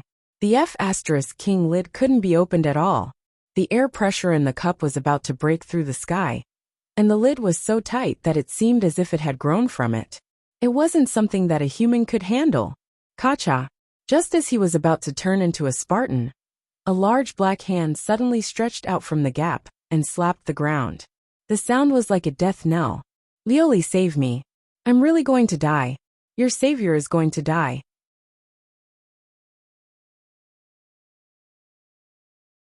Chapter 309. What are you howling for? Can't you let me sleep peacefully? Can't you let me worry less? How could I be so blind to choose you? Lioli's drowsy voice sounded. Chen Guang was so excited that he was about to cry. He didn't realize how good she was in the past, and always felt that this woman liked to slack off. Today, Chen Guang knew that his emperor god would grant her every request. Chen Guang quickly muttered in his heart, "My good Lioli, help me. I can't open this cup. Oh my god. Help me. Oh my god. My hair." Unexpectedly, when Lioli fully manifested, she screamed in a voice even more miserable than Chen Guang's. Chen Guang looked at Lioli's current appearance in his heart, and could roughly understand how she was feeling right now. Lioli, who originally had snow-white skin and elegant long hair, had now turned black all over her body. Only her two big eyes that were wide open could be seen. As for her hair, it was in a completely fluffy state. Her black and beautiful long hair was gone, and had turned into a curved hair that shot up into the sky. She looked like a certain black basketball player in the NBA, who was famous for his afro hair. No, coupled with the fact that she was naked and only covered by 3 clouds. She should be a movie star in an action movie across the sea. Moreover, she was a Black Pearl movie star. The reason why Lioli ended up like this was naturally because the grenade exploded in the cup. Then she discovered something and screamed, "Ah! My computer! My lifeblood! I don't want to live anymore. Little lightning, you died so miserably. You've been smashed into powder." The little lightning she mentioned was the top-end machine that I saw last time? Chen Guang was puzzled. Why did this happen? Chen Guang, you have to give me a reasonable explanation. Lioli roared. Chen Guang only needed to recall the scene of the grenade explosion in his mind before Lioli immediately understood. She glared at the void with a murderous gaze. Goodbye, friend. We are no longer friends. Don't. I didn't want this to happen. I didn't do it on purpose. You can't just watch them die. Now that everything was ready, all that was left was to open the cup. Why don't you help me out a little? I will never forget your great kindness. Get lost. Do you know how much divine power this empress sacrificed for little lightning? For little lightning. This old lady hasn't worn clothes for a long time. Do you understand the pain in my heart? Now it was all gone. You just blew it up. I don't even have the motivation to live anymore. Who the hell has the time to care about your life or death? Chen Guang's face darkened. Once Lioli's otaku nature was awakened, she was simply unreasonable. Can you not be like this? If worst comes to worst, I'll just create another Great Perfection Cup world. If the computer is gone, I can just install another one, right? Forget it, this empress really owes you. To think that the heavenly Holy Grail was one of the 10 great divine weapons of the endless divine world, yet it was actually used by you in such a manner. If you were to find out, you would definitely be filled with so much regret that you would want to slap yourself to death. Forget it, just throw it away. What? I told you to throw the cup over. Remember not to deflect it back. On the other side of the corner, Modelo, who was originally crawling at the front, was called back. The slimmer Zayat swapped to the front and was about to crawl into the gap. At this moment, Chen Guang stretched out his hand and threw the cup at the gap. The cup hit the wall of the sewer and bounced a bit before slipping through the gap and landing in front of Zayat. It rolled around on the ground in front of his chest. F***CK. What is this? Zayat was so scared that he peed his pants. He lowered his head and shone his flashlight at the cup. Then he laughed. Ha ha ha. That idiot threw a cup back to scare me. Scared me to death. I thought it was a grenade. Yo, it's a Batman knitted cup cover. Seeing that this brother has the same taste as me, I'll give him a quick one later. Modelo, who was behind him, pushed him. Idiot. Hurry up. Are you a chatterbox? At that moment, the idiot Chen Guang that Zayat was referring to had his fingers stuffed into his ears. His mouth was wide open as he leaned against the exit and began counting down in his mind. 3, 2, 1. Boom. That was the sound of the explosion that Wu Tong had heard. Zayat stared blankly at the cup in front of him, which he did not take seriously at all. The cup's lid strangely spun on its own. Maybe a tenth of a second? Perhaps as long as a century. Then, the lid popped out with a bang, and like a cannonball, it hit him hard in the stomach. However, that was just the beginning. Following behind the lid was a scorching stream of air, and the shrapnel from the grenade explosion. Those things were the real deal. Earlier, my grenade was not a dud. Did the cup absorb all the power of the explosion? Now it was releasing it instead? What the hell is this? Which manufacturer made this cup? Before he was engulfed by the heat and shrapnel, that was the only thought left in Zayat's mind. The heavenly Holy Grail lay quietly on the ground. Like a flamethrower, it sprayed out a torrent of iron and shrapnel toward Zayat and the sewer behind him. However, the cup itself completely defied the laws of physics. It was as though it had grown from the ground and was firmly fixed in place. A terrifying stream of air gushed out from the sewer entrance on Chen Guang's left side. Screams and wails rang out one after another within the narrow passageway. The hot stream of iron and shrapnel streaked across the surface of the water before him. White smoke rose from the surface of the water as the hot stream streaked across the surface of the water, causing it to instantly boil. The cement and bricks that had been blocking the entrance of the sewer were also blown away by the terrifying impact and fell into the water that was half a person deep below. Chen Guang could roughly imagine what kind of tragedy was unfolding within the narrow sewer. However, these people were not worthy of his sympathy. After all, if they had the chance, these people would certainly not mind reaping his life. From the moment he decided to rescue Wu Tong, he was destined to fight to the death with these international criminals. The second burst of destructive power from the grenade did not last for long. It quickly came to a complete stop. Chen Guang slowly sat down in the corner of the wall, leaving only his head above the surface of the water. His hand gripped tightly onto his dagger. The terrifying stench of decay accumulated within the reservoir, for 10 years, kept drilling into his nose. However, Chen Guang's face turned unprecedentedly cold. Victory or defeat will be decided here. There were 7 of them. Although his revolving star transposition had worked wonders, it was impossible for him to kill all of them. Of the 7 of them, the one who fell at the back would definitely not die. There was no point in continuing to run. Even if only one of them had the ability to fight, they would be able to turn him into a sieve with the guns in their hands. Thus, I will deal with them here.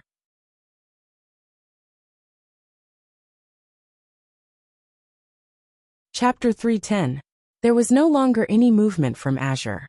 It was obvious that turning the transcendent Holy Grail into a bomb had exhausted the last of her divine power. Thinking about it, the divine emperor was quite pitiful. She was originally as beautiful as a fairy, but she had been forcefully blown up into a colored version of a female celebrity with an afro hairstyle. She had painstakingly built up a rich machine, but now it had turned into ashes. It was truly a tragedy. As he was letting his imagination run wild, he suddenly heard a clattering sound coming from the sewers behind him. There was movement. As expected, they were not all dead. Chen Guang took a deep breath and clenched the dagger in his hand. His body shrunk downwards, completely submerging into the water. Like a crab, he gently moved a meter to the left and hid right below the sewer exit. One came, one died. Zayad was dead, killed by a grenade he had personally made.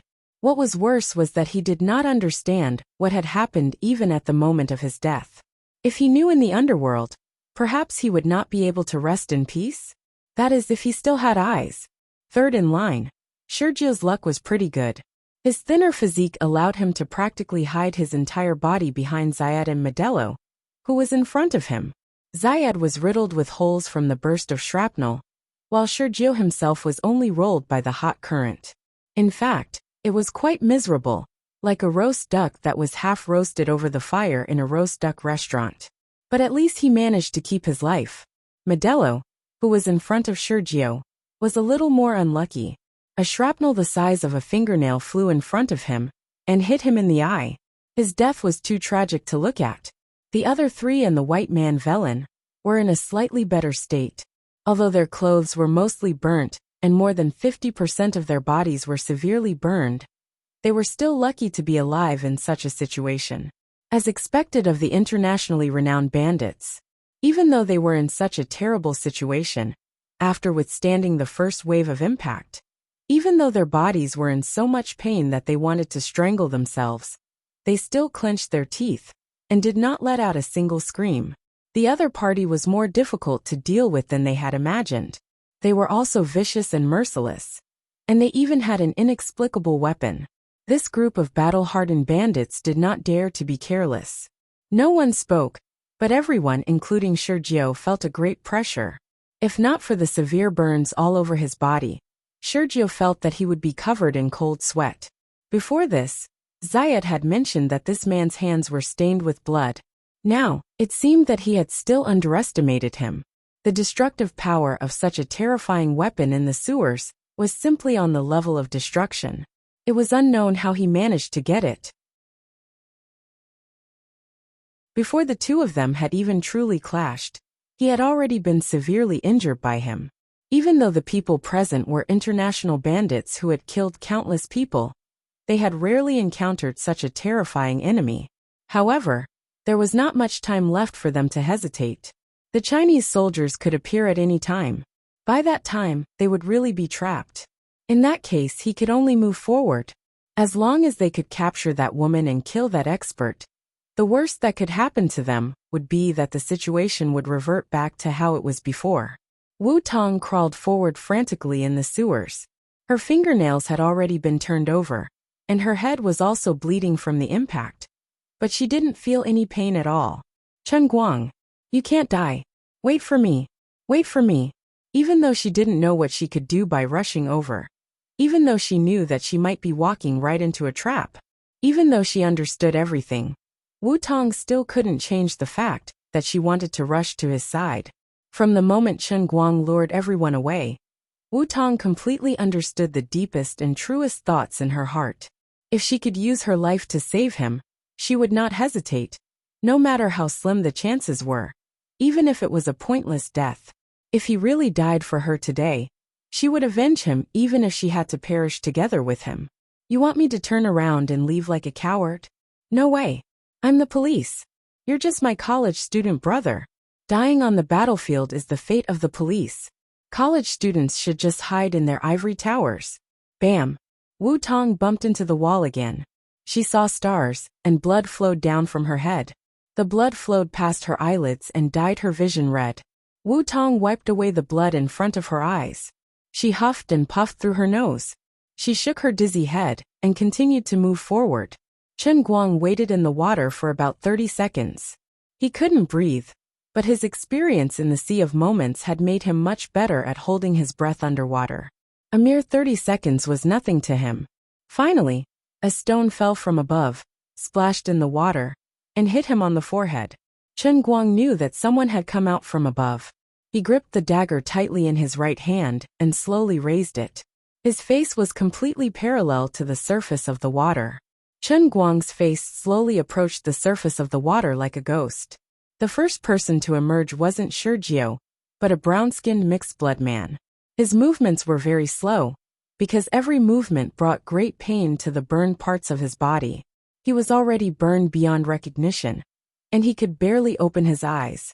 He carefully reached out with his hand. His body slid across the exposed steel bars. The rubble that had piled up in the tunnel was all gone. Only the steel bars were left. The steel bars pulled at his burnt and crisp skin. Blood and flesh intertwined. But he didn't feel any pain because his entire body was in extreme pain. Even so, his strong desire to live pushed him forward. His instinct as a fierce bandit made him grip the gun in his hand tightly. There was a small hole in front of him. He heard the sound of the stone falling into the water. Was there a pool in front? The man thought to himself. Then he slowly poked his head out. Immediately after, he felt a cold sensation on his neck. Then his mouth was covered by someone. Chen Guang was facing upwards. He allowed the man's hot blood to splash on his face, but he couldn't bear to blink. The right hand holding the dagger was pulling the man's hair, pulling his head down. His left hand was covering the man's mouth. The man opened his mouth fiercely and tried to bite Chen Guang's hand with his teeth. His body began to struggle like a worm. However, the blood on his neck flowed too quickly. His head quickly sank, and his consciousness gradually fell into darkness. Chen Guang's lightning-fast and ruthless knife found the man's weakest spot in the darkness and completely destroyed his neck. Chen Guang didn't know how deep he had cut, but it was at least 3 inches. The man's struggle became weaker and weaker. Gradually, he stopped breathing. Chen Guang dragged the man forward with both hands. The person inside seemed to be impatient and pushed him. Finally, the man's entire body fell. Chen Guang, who had sunk into the water again, took advantage of the situation and gently sent the man to the side. He then returned to the exit. At that moment, Chen Guang was very surprised. He thought that he would be very flustered and nervous, since it was his first time killing someone in real life. However, that was not the case.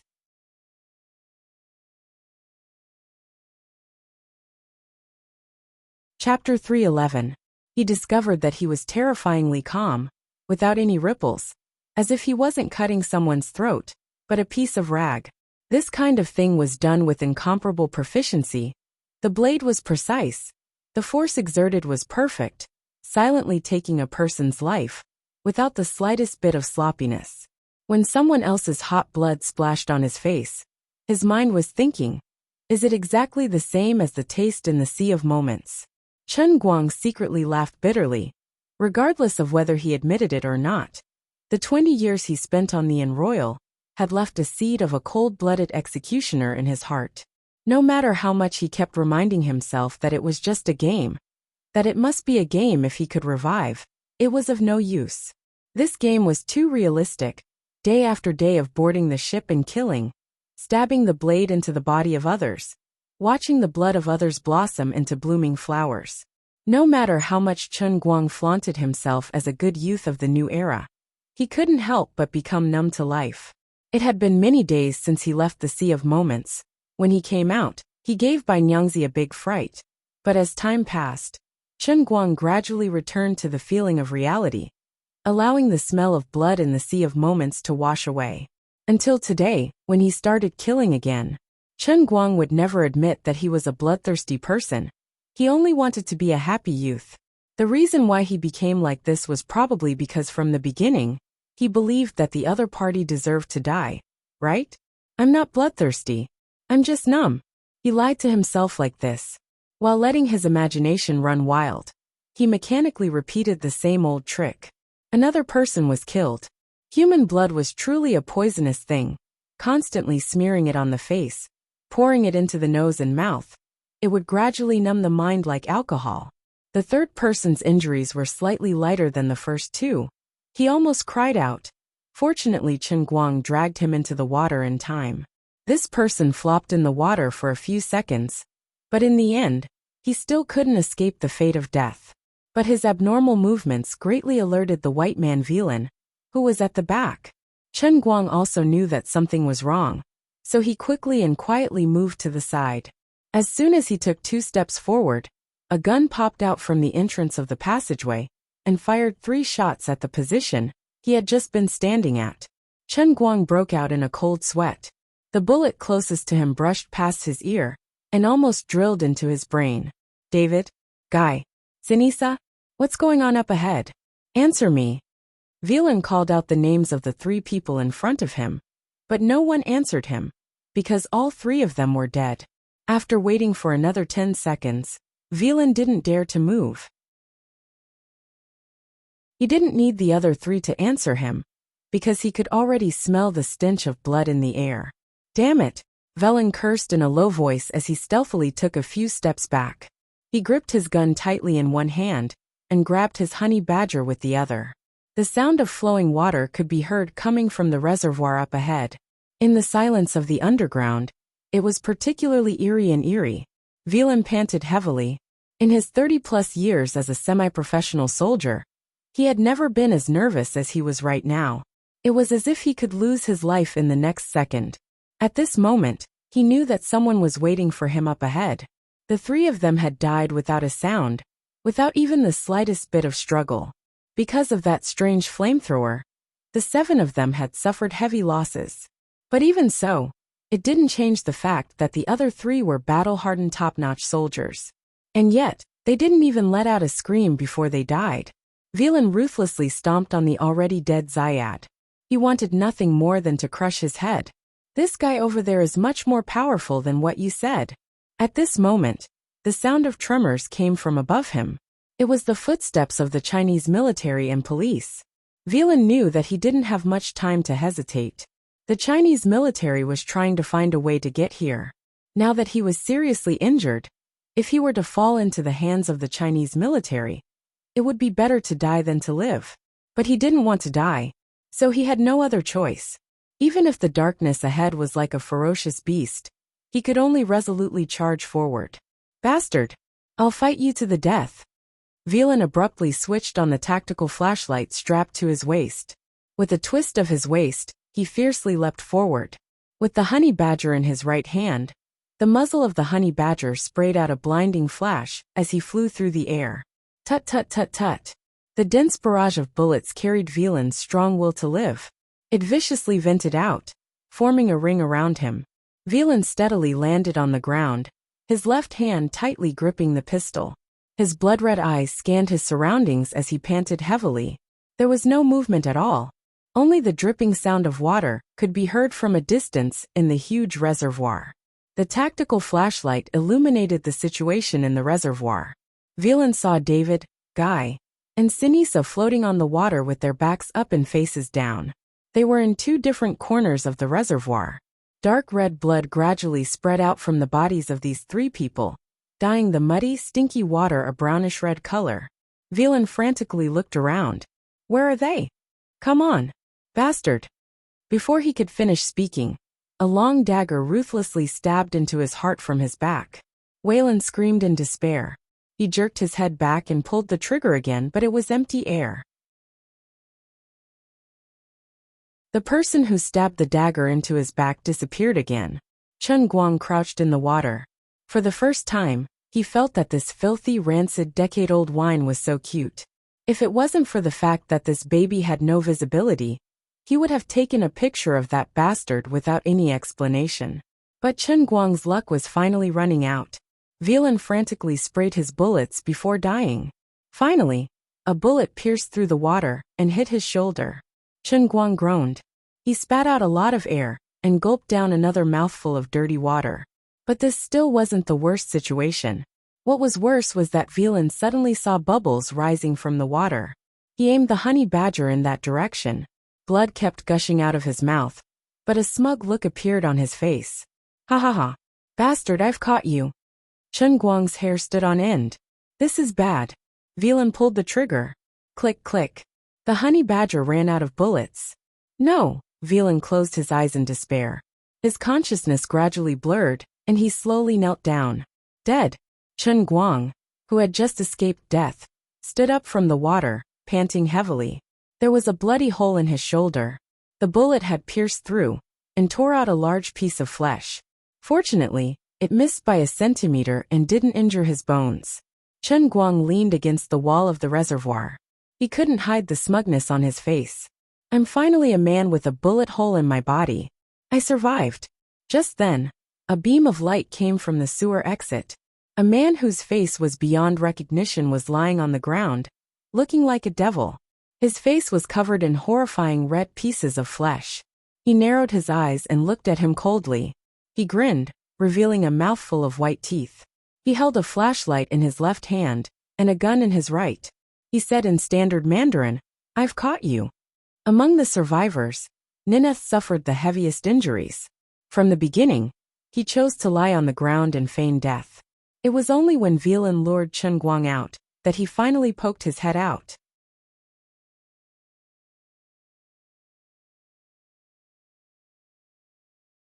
Chapter 312.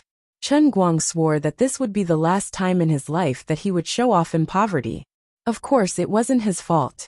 If he hadn't been shot in the shoulder by Wellen and accidentally spat out the air he had been holding in, he definitely wouldn't have floated up to the surface so easily. It was too late to say anything now. Large beads of cold sweat instantly covered his back. Chen Guang regretted it so much that his intestines turned green. I should have thought of this earlier. According to the usual style of television dramas and movies, even the villains wouldn't die so quickly. There would definitely be a villain who would suddenly jump out just as the male lead was about to succeed, forcefully turning the perfect ending into a bitter one. Damn it! Am I getting my comeuppance? In the past, I would always complain about how other people acted in movies, saying that their directing skills were bad, that they lacked creativity, and that they didn't have any brains. But I never thought that the same thing would happen to me. Faced with this situation, it was clear that there was no hope for Liuli. Chen Guang's mind raced as he racked his brains for a way to survive. No matter how he thought about it, he was helpless. At such a close distance, and with the other party being a well-trained terrorist, it was impossible for him to miss. Bro, you guys want to live, but I don't want to die either. How about this? I'll tell you how to leave this place, and we'll pretend that we never met. How about that? We're all Chinese, and we don't fight each other. From the beginning to the end, it was just an accident. This is a misunderstanding. He wanted to see if he could stall for time. Logically speaking, this bro had just been barbecued inside, so he definitely wasn't in a good state. Who knew, he might be able to make him fall asleep, just by chatting with him. But Sergio immediately slapped Chen Guang in the face. He forced himself up, but his right hand that was holding onto the gun was extremely stable the entire time. The muzzle was pointed straight at Chen Guang's head. Do you think I'll believe you? Chen Guang secretly rolled his eyes. If you really didn't believe me, you should have just shot me, alright? There was no hope of making him fall asleep from chatting, but it seemed like he could stall for time. Then Sergio stood up straight in front of him and went into the water. He narrowed his eyes and approached Chen Guang step by step. I know what you're thinking. Are you trying to stall for time? Bang! He fired. The bullet accurately hit Chen Guang's other shoulder. Like before, it didn't hurt his bones, but passed through the muscles of his shoulder. A tearing pain came. Chen Guang fell backward and hit his head on the wall of the reservoir. Sergio walked closer until the cold muzzle of the gun was pressed against Chen Guang's forehead. I admit that you're very powerful, but you're not powerful enough. Lead the way. As long as I can survive, I'll let you go.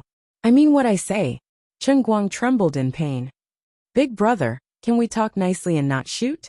You're an expert, so I have to show you enough respect. If I don't, I won't feel safe. You killed all my companions. I can't just sit back and do nothing, can I? Sergio moved his face closer to Chen Guang. Do you see my face? It's all thanks to you that I've become like this. If you don't want to die, you'd better cooperate. F***ck. His face was horrible. All the flesh was rotten, and his eyelids were completely swollen. He looked like a mutant that had failed to shed its skin. Chen Guang gritted his teeth and stood up. Bro, don't worry about your appearance. As long as you have a beautiful heart, you'll find true love sooner or later. I know a very skilled Korean doctor. He can make you as handsome as Do Min Jun. Cut the crap. Lead the way. I'll blow your head off if you say another word. Sergio suddenly roared, letting out a sigh in his heart. Chen Guang obediently walked towards the other exit. Why are people so hot-tempered now? Brother, don't accidentally fire. I'm not bragging, but my father is a lieutenant general, and he's about to be promoted to general. As long as you hold me hostage, no one will dare to fire. Lieutenant General? Sergio believed his nonsense. Of course. Our Chen family is a military family. My brother's code name is Dragon Fong. He's the top special forces soldier in Wuxia. It's not difficult for him to wipe out a small country with 300 Dragon Fong soldiers under his command. What I have is just a superficial knowledge that my brother taught me. In a few years, when my father enters the command center, he'll play an important role in the Wuxia military for the next few decades. Besides my biological brother, I still have my cousin, uncles, and uncles. No matter what you want to do, as long as you have me as a hostage, I can guarantee that everything you want will come true. The policewoman you caught just now is actually my fiancée. Her father's name is Wuxian. Otherwise, why would I get involved in this matter? Wuxian. Sergio had done a lot of homework. He immediately understood when Chen Guang mentioned the name Wuxian. That's right.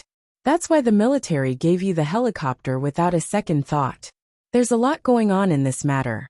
As Chen Guang spoke, he gently lay down on the manhole in front of him. He had no choice. Both of his hands had been shot in the shoulders, so he could not exert any strength at all. Interesting. Looks like the other 6 people's deaths were worth it. Sergio's terrible mood instantly turned for the better. Actually, you're really strong. It's a pity that you met me. That's right. Unlucky. Otherwise, I think we could be friends. I think you and I are the same type of person. Bang. Sergio, who was standing behind Chen Guang, felt his head explode. At the previous exit, Wu Tong slowly lowered Zayad's sniper rifle. Chen Guang was so frightened by the gunshot that he peed his pants. He subconsciously shrank back, thinking that the guy behind him was tired of his talkative nature, and fired again. He waited for a long time, but there was no movement. When he turned around, he saw Sergio's headless corpse. Not far away, a soft call came from another hole. Chen Guang. Old Master Guang's entire body went limp. Oh my God, I survived. Thank God. The saying that the villain dies because he talks too much is indeed stronger than the saying that the hero must die. I won the bet. Sis, you weren't so obedient to abandon me and run. You're too considerate. Although deep down, I didn't want you to come back and drag me down. But if you saved my life instead, that would be a different story. Thank God you're back. I'm fine. I'm fine. I'm still alive. He forced himself to straighten his body and leaned against the entrance of the sewer. He subconsciously wanted to give Wu Tong a thumbs up, but he found that he could not lift his hand. Wu Tong was in a half-crouch. The sniper rifle in her hand was so hot that it looked as though it had just been fished out of boiling water. However, her hand was unprecedentedly steady. She continued to aim at Sergio, as though she was worried that this man who could not be any more dead would still be able to rise up and give Chen Guang a fatal blow. Then, she finally heard Chen Guang speak. She saw him sit up bit by bit. His previously stopped breathing resumed, and his frozen heart came to life once more. She tossed the sniper rifle away and jumped into the water. Using her hands and feet, she threw herself in front of Chen Guang, hugged him and cried, "It's great that you're fine. Really, I knew I should have come back. I didn't become a deserter. Big sis, I was originally fine. If you hadn't let go, I feel like I'm really going to become disabled."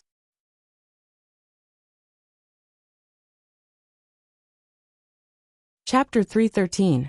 Wu Tong was so frightened that she quickly let go and snatched the flashlight from Sergio's hand. Then, she kicked the corpse to the ground and shone it on Chen Guang's body.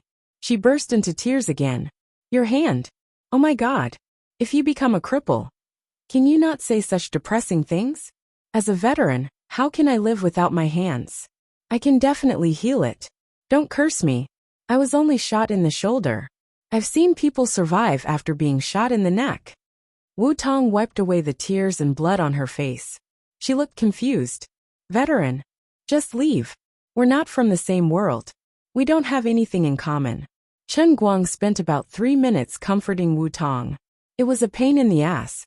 He was the one who was shot, and she was the uniformed police officer. In the end, he, the victim, had to comfort the police officer. "No, absolutely not. You were the one who killed these criminals. I was just a burden. How can I take the credit?" Chen Guang wanted to let Wu Tong take the credit for killing these international criminals, but he did not expect her to reject him. He put on a straight face. "Sis, can you not make things difficult for me? It's hard enough to work so hard to save a person, okay? I'm just a student, a cute college student. Now, you want me to jump out and tell others that this cute college student just killed 6 vicious bandits with his own hands? Cut their throats. What will others think of me? Will I still be able to live a peaceful life in the future?" But Wu Tong felt extremely ashamed. She had been feeling terrible since the beginning of the day. Now that she was being asked to falsely claim credit, she could not get over it. An ordinary person killed 6 people for no reason. Maybe this person will be blamed on me in the end. Even if these people were criminals with blood on their hands, I won't be able to explain it. You're a police officer. You fought with the criminals and killed them. That's normal, okay? But no one will believe me. Wu Tong was still persistent. It doesn't matter if other people believe it or not. In any case, you and I are both dead set on it. There's no third person who can jump out and say that you're bragging. Come on. If you really feel guilty and apologetic, and want to express your gratitude to the old man for saving your life. Chen Guang pondered. Wu Tong's breathing stagnated. She thought to herself, if he wants me to repay him with my body, even though I'm not mentally prepared yet, and even though I'm 5 years older than him, I'll still agree. She couldn't find another man like him in this world who was willing to die for her.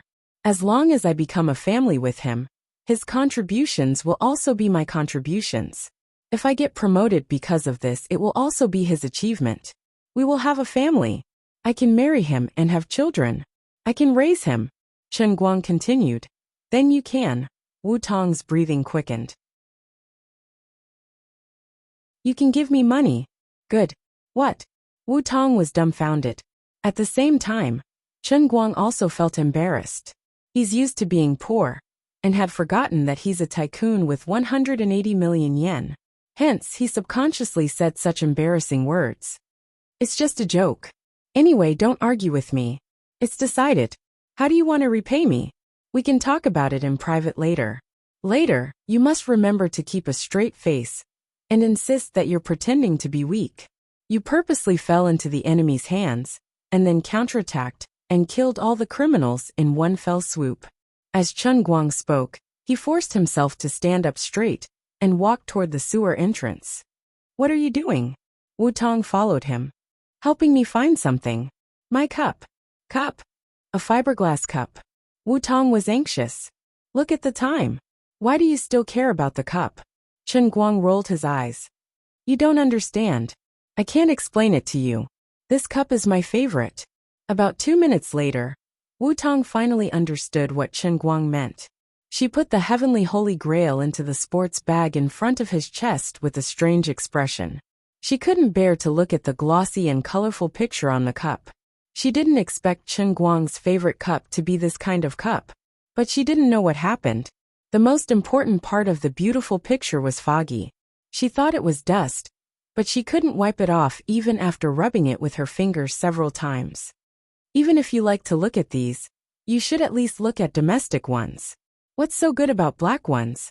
And the hairstyle is so terrible. It's even an afro. It's so ugly.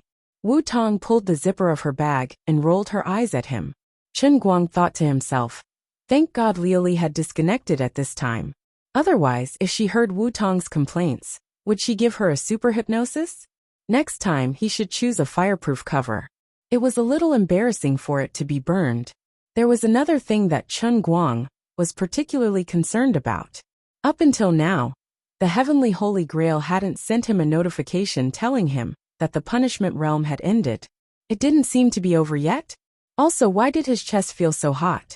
That didn't make sense. There clearly wasn't any heat at the start. Why did it suddenly heat up? Does it mean that my Heavenly Holy Grail has a self-heating function? All of a sudden, it seemed to have become so lofty. It could swallow grenades and eat bombs when entering. And it could heat up its own coffee when retreating. Little did Chen Guang know that the moment he pulled up the zipper of his bag, the Heavenly Holy Grail flashed 7 times in a row. It was the same as when he raced over 100 meters and killed a pigeon. The two of them curled up in the sewers and waited for about 10 minutes. Finally, the cover above their heads was lifted, and the Special Forces soldiers entered one by one.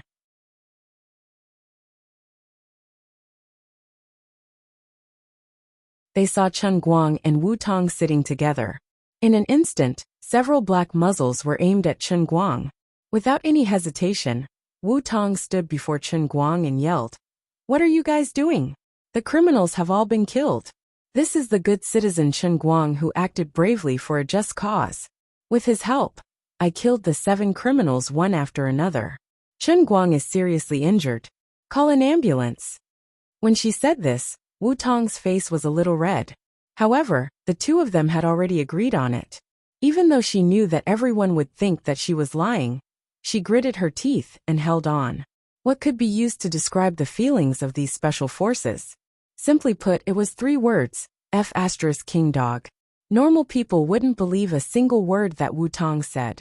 Your good citizen is really everywhere. Did he come to the underground to act bravely for a just cause? Even if he was lying through his teeth, he still had to follow the basic rules. Later on, Wu Shan came, and his colleagues from the Wenqing branch also came one after another.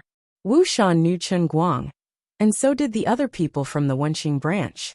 Chen Guang took out his wet student ID to prove his identity.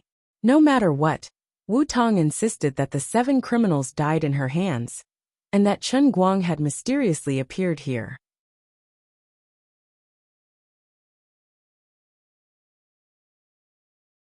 Chapter 314. Of course, Wu Shan knew that there was something fishy going on. However, since his daughter insisted on it, he would not ask further. He knew that it was useless to ask. At that moment, Wu Shan was immersed in self-blame. Although Wu Tong had miraculously survived, Wu Shan could not forgive himself for making such a decision. Even though he knew that even if he was given another chance to choose, he probably wouldn't change his mind. The special police wanted to take Chen Guang away for questioning, but Wu Shan came to the rescue. Let's leave it at that. There's nothing to investigate. Since he's injured, let him go to the hospital first. If you have any other questions, you can ask Wu Tong and me. Wu Tong, who had escaped death, was furious. Although she felt embarrassed that she had falsely claimed the merit, when the truth was revealed, Chen Guang had almost been taken away to be interrogated, even though he had not done anything. If others knew that it was Chen Guang who had killed 6 people, things would be even more troublesome. She held onto Chen Guang's hand tightly and protected his stretcher. She yelled at the special police captain, Captain Ge. What are you guys thinking? So many people know him. He was shot twice to cover me when I killed the criminals. And now you're telling me that you want to take him away? You won't even let him go to the hospital? Captain Ge was also extremely embarrassed. However, since the father and daughter of the Wu family had made a decision, he could not continue to pester them. Thus, he left dejectedly. Of course, he also had other things to do. He had won a great victory in the pursuit of Shurjio's group, but the other group had escaped. Now the special police system of the entire Wujing city was alarmed. Captain Ge and his team were still busy today. They would probably have to join in the overnight pursuit. As for the military, they had left as soon as the incident was over. The police would have to deal with the aftermath. Fortunately, the group of people who had bumped into Chen Guang in town did not come over. Otherwise, the fat police officer might have become one of the only 3 people who knew about the incident. However, he would find out about it later. By then, he would probably only be a legend in his heart. Perhaps he would think that he was worthy of being the man that Captain Wu had taken a liking to. It was fine when he did not make a move, but when he did, it was like a clap of thunder. He first inquired about the situation, then silently rushed over and rescued the Wu team from a situation of certain death, without a single injury. Relying on the fact that they were acquaintances and Wu Tong's superior, Chief Ding moved closer to Chen Guang. Little Chen, how did a good citizen like you end up there? Chen Guang knew that the bureau chief was just being curious. Of course, it could also be someone else's order. He rolled his eyes and said, I don't know either. I have the habit of sleepwalking since I was young. When I sleepwalk, I like to crawl into holes. When I wake up, I'm already lying there with 2 bloody holes on my shoulder. How unlucky. Chen Guang's ability to act shamelessly was much higher than Wu Tong's. With a bitter face, Chief Ding could not do anything to him. When we arrive at the hospital, you can rest first. I'll go to the municipal bureau for a meeting. Wu Tong sat next to Chen Guang's stretcher in the ambulance. 2 nurses were tying gauze on the head of the anti-terrorist hero. She had also hit her head hard. Chen Guang shook his head. Meeting my ass. You can't go anywhere tonight. You have to be wherever I am. Give me your hand. The punishment realm had not ended yet. Chen Guang was determined to endure it. Although his shoulder was really weak, he could still move his fingers. Wu Tong's face turned red. She did not understand what he meant, but she obediently put her hand in his palm. Chen Guang squeezed her hand tightly. I'm injured now. I'm very fragile, and may have a mental breakdown at any time. If you have a conscience, let me hold your hand. Oh, okay. Wu Tong's face turned even redder. The nurses on both sides covered their mouths and snickered. They had never seen a guy who was still in the mood to flirt with a girl when he was so injured. Sensing the sky-piercing Holy Grail's power spreading to Wu Tong and enveloping her, Chen Guang's heart was finally relieved, and he glanced at the 2 nurses. Oh my God, what a pretty little girl. Did she just graduate from the nursing school? Excuse me, Officer Wu and I are just siblings. If it's possible, can we exchange phone numbers? Although I've been shot twice, I'm actually a 5-merit student of Gokyo University. I'm an outstanding student this year, and the winner of the annual scholarship. Shut up. You're seriously injured. Wu Tong and the 2 nurses rebuked him together. I won't leave the front line if I'm lightly injured, and I'll chase after girls day and night. Chen Guang continued to insist. Seeing that the 3 of them were about to lose their temper, Chen Guang immediately changed his words. By the way, which hospital is the ambulance going to? Wujing City Hospital. What's wrong? The beautiful nurse was finally willing to answer. Chen Guang straightened his body on the stretcher. No, we can't go to Wujing City Hospital. The three of them hurriedly pressed him down again. You'd better behave yourself. It's not about whether I'm being honest or not. My parents are both in Wujing City Hospital. My mother just had her surgery a few days ago. If she knew that I was shot, how scared would she be? Chen Guang was anxious. Under his insistence, they finally switched to another hospital. On the other side, World 8 was looking at the special communication device in his hand with a grave expression. He had been waiting for a long time with his finger pressed on it, but there was no movement.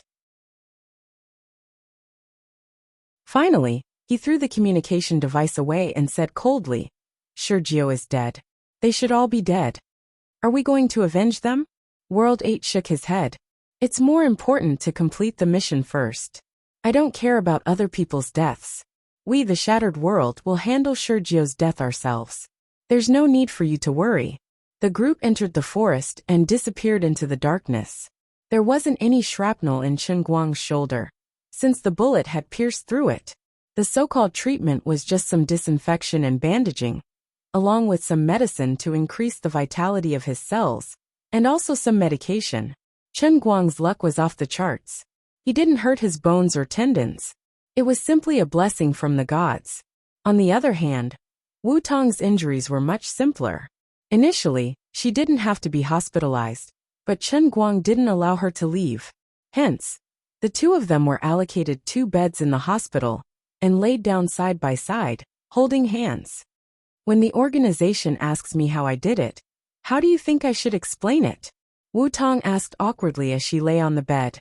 Chen Guang rolled his eyes. Police? Don't you know how to talk nonsense? Just now, Chief Ding asked me why I was there. I told him that I sleepwalked there, but he couldn't even fart. You should learn from me. Have you seen the anti-Japanese drama? A delicate young girl was kissed by the Japanese, and then she exploded and went on a rampage. Just follow this train of thought and say that you saw a handsome young man like me getting shot. You also know me, so you were stimulated and your little universe exploded. Then, your mind went blank, and when you came back to your senses, the bandits were already dead. Wu Tong was defeated by his shamelessness. Will others believe such an explanation? So what if they don't believe me? Anyway, there's no evidence and there's no recording at the scene. Everyone else is dead, so we can say whatever we want. Chen Guang, on the other hand, saw through everything. Wu Tong nodded. That's true.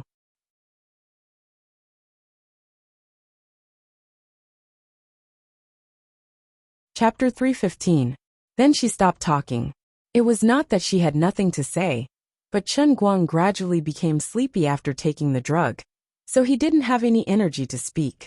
Wu Tong couldn't bear to disturb his rest, so she kept her words to herself. She tightened her grip on his palm. His palm was really warm. In fact, Chen Guang was seriously injured. Being shot in the shoulder was no joke. If it was an ordinary person, he would have screamed and died in pain. Thanks to those days in the Sea of Moment where he lost his arms and legs, Chen Guang's nerves were much stronger than those of ordinary people. When he was almost lying down, Chen Guang asked Wu Tong to help him call Sun Xiaoxuan. He said that after he left, he met a friend he met when he was racing in Xiangjiang. So he took him out for a drink and wouldn't come back tonight. Although this kind of lie was not credible, Chen Guang sounded energetic, so Sun Xiaoxuan, Lin Jingwei, and others couldn't do anything to him. During the treatment, Chen Guang pretended to be like Guangong and didn't need anesthesia. But the hospital decisively gave him 2 injections of strong analgesics on both sides of his shoulders. So he fell asleep completely. But before he fell asleep, he stared into Wu Tong's eyes. No matter what. Absolutely. Don't let go of my hand. Don't let go even if the sky falls. Remember this well. Damn it. I told you 10,000 times not to use analgesics, but you lied to me that it was just antibiotics. What a fraud. The punishment world had not ended yet, and he might have to wait until 12 o'clock. If she let go and he failed, it would be a big problem. Wu Tong saw his red eyes and looked like he was going to eat someone, so she quickly comforted him. No, Absolutely not. You can rest assured and sleep. Swear. Otherwise, I won't sleep even if there are needles on my eyelids. I swear, I swear. Absolutely not. The next second, Chen Guang fell asleep. The anesthesia was really unreasonable. Wu Tong looked at him in a daze. Unconsciously, her eyes and face turned red. Wu Tong refused to participate in the meeting. As the leader of the system and Wu Tong's father, although he was worried, he still let it go.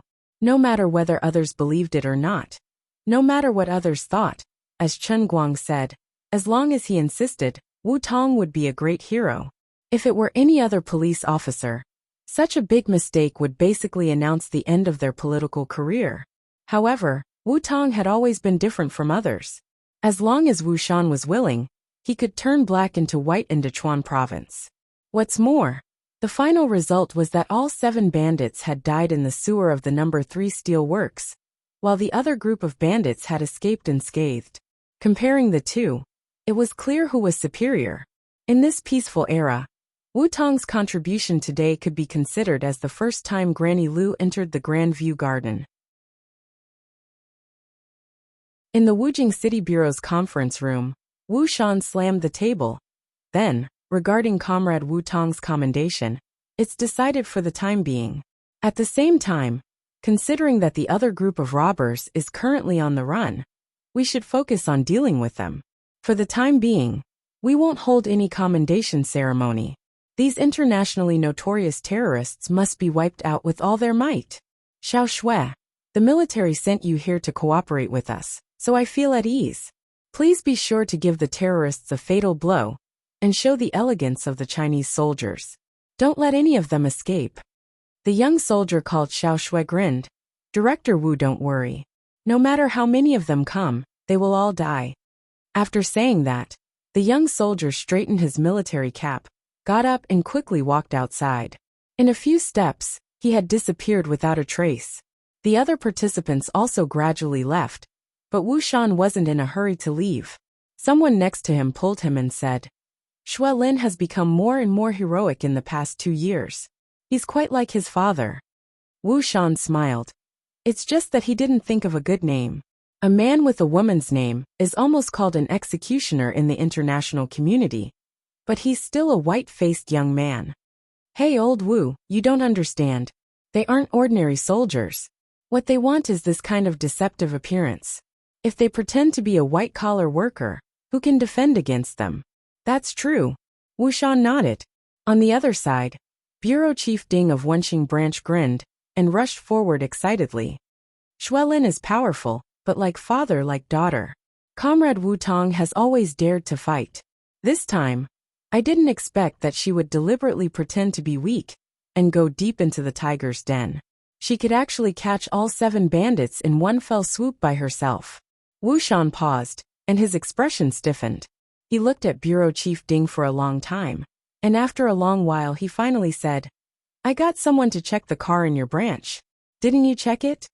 Bureau Chief Ding looked confused. He really didn't have time to check the broken car. What's wrong? Another city bureau leader couldn't stand it anymore, and came up to Bureau Chief Ding. Didn't your branch allocate funds to buy a new car last year?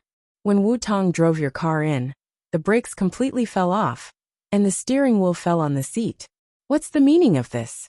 How do you think Wu Tong drove in? Huh. Bureau Chief Ding was dumbfounded.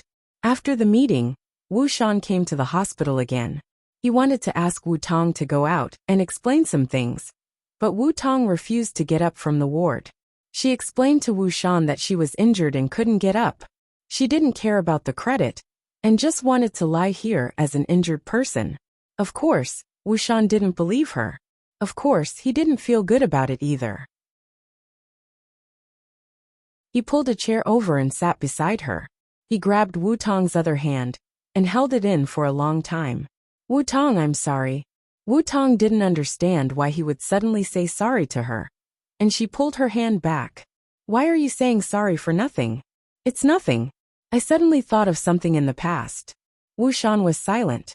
There's a bomb in the helicopter, right? Wu Tong suddenly asked. Wu Shan was stunned, and he nodded with a bitter smile.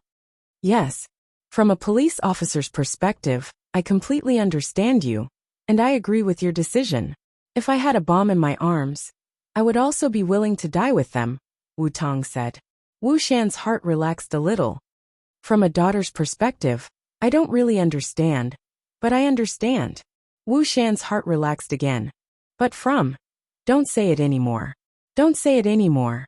I'm sorry, I really don't have a choice. Wu Shan suddenly covered his face and choked with sobs. He knew what Wu Tong wanted to say. Thankfully, Wu Tong and Chen Guang were also in the intensive care ward, and there weren't any other patients. At this moment, the doctors and nurses weren't around. If others saw Chief Wu crying while holding onto his blanket, who knows if they would be frightened to death. After a long time, Wu Shan and Wu Tong finally calmed down. Wu Tong sighed. Dad, I'm not a young child anymore. There are some things that I might never be able to overcome emotionally, but now that I've become such a person, I understand rationally. It's good that you understand. I also understand that the helicopter came so fast, because someone didn't want you to arrive in time. Right? Oh right, what's going on? I know you. I've checked the wounds on those 7 people. It's not your doing. Don't lie to me. Wu Tong thought for a while, and looked outside the door to make sure there were no eavesdroppers. It was Chen Guang who saved me, and he killed them.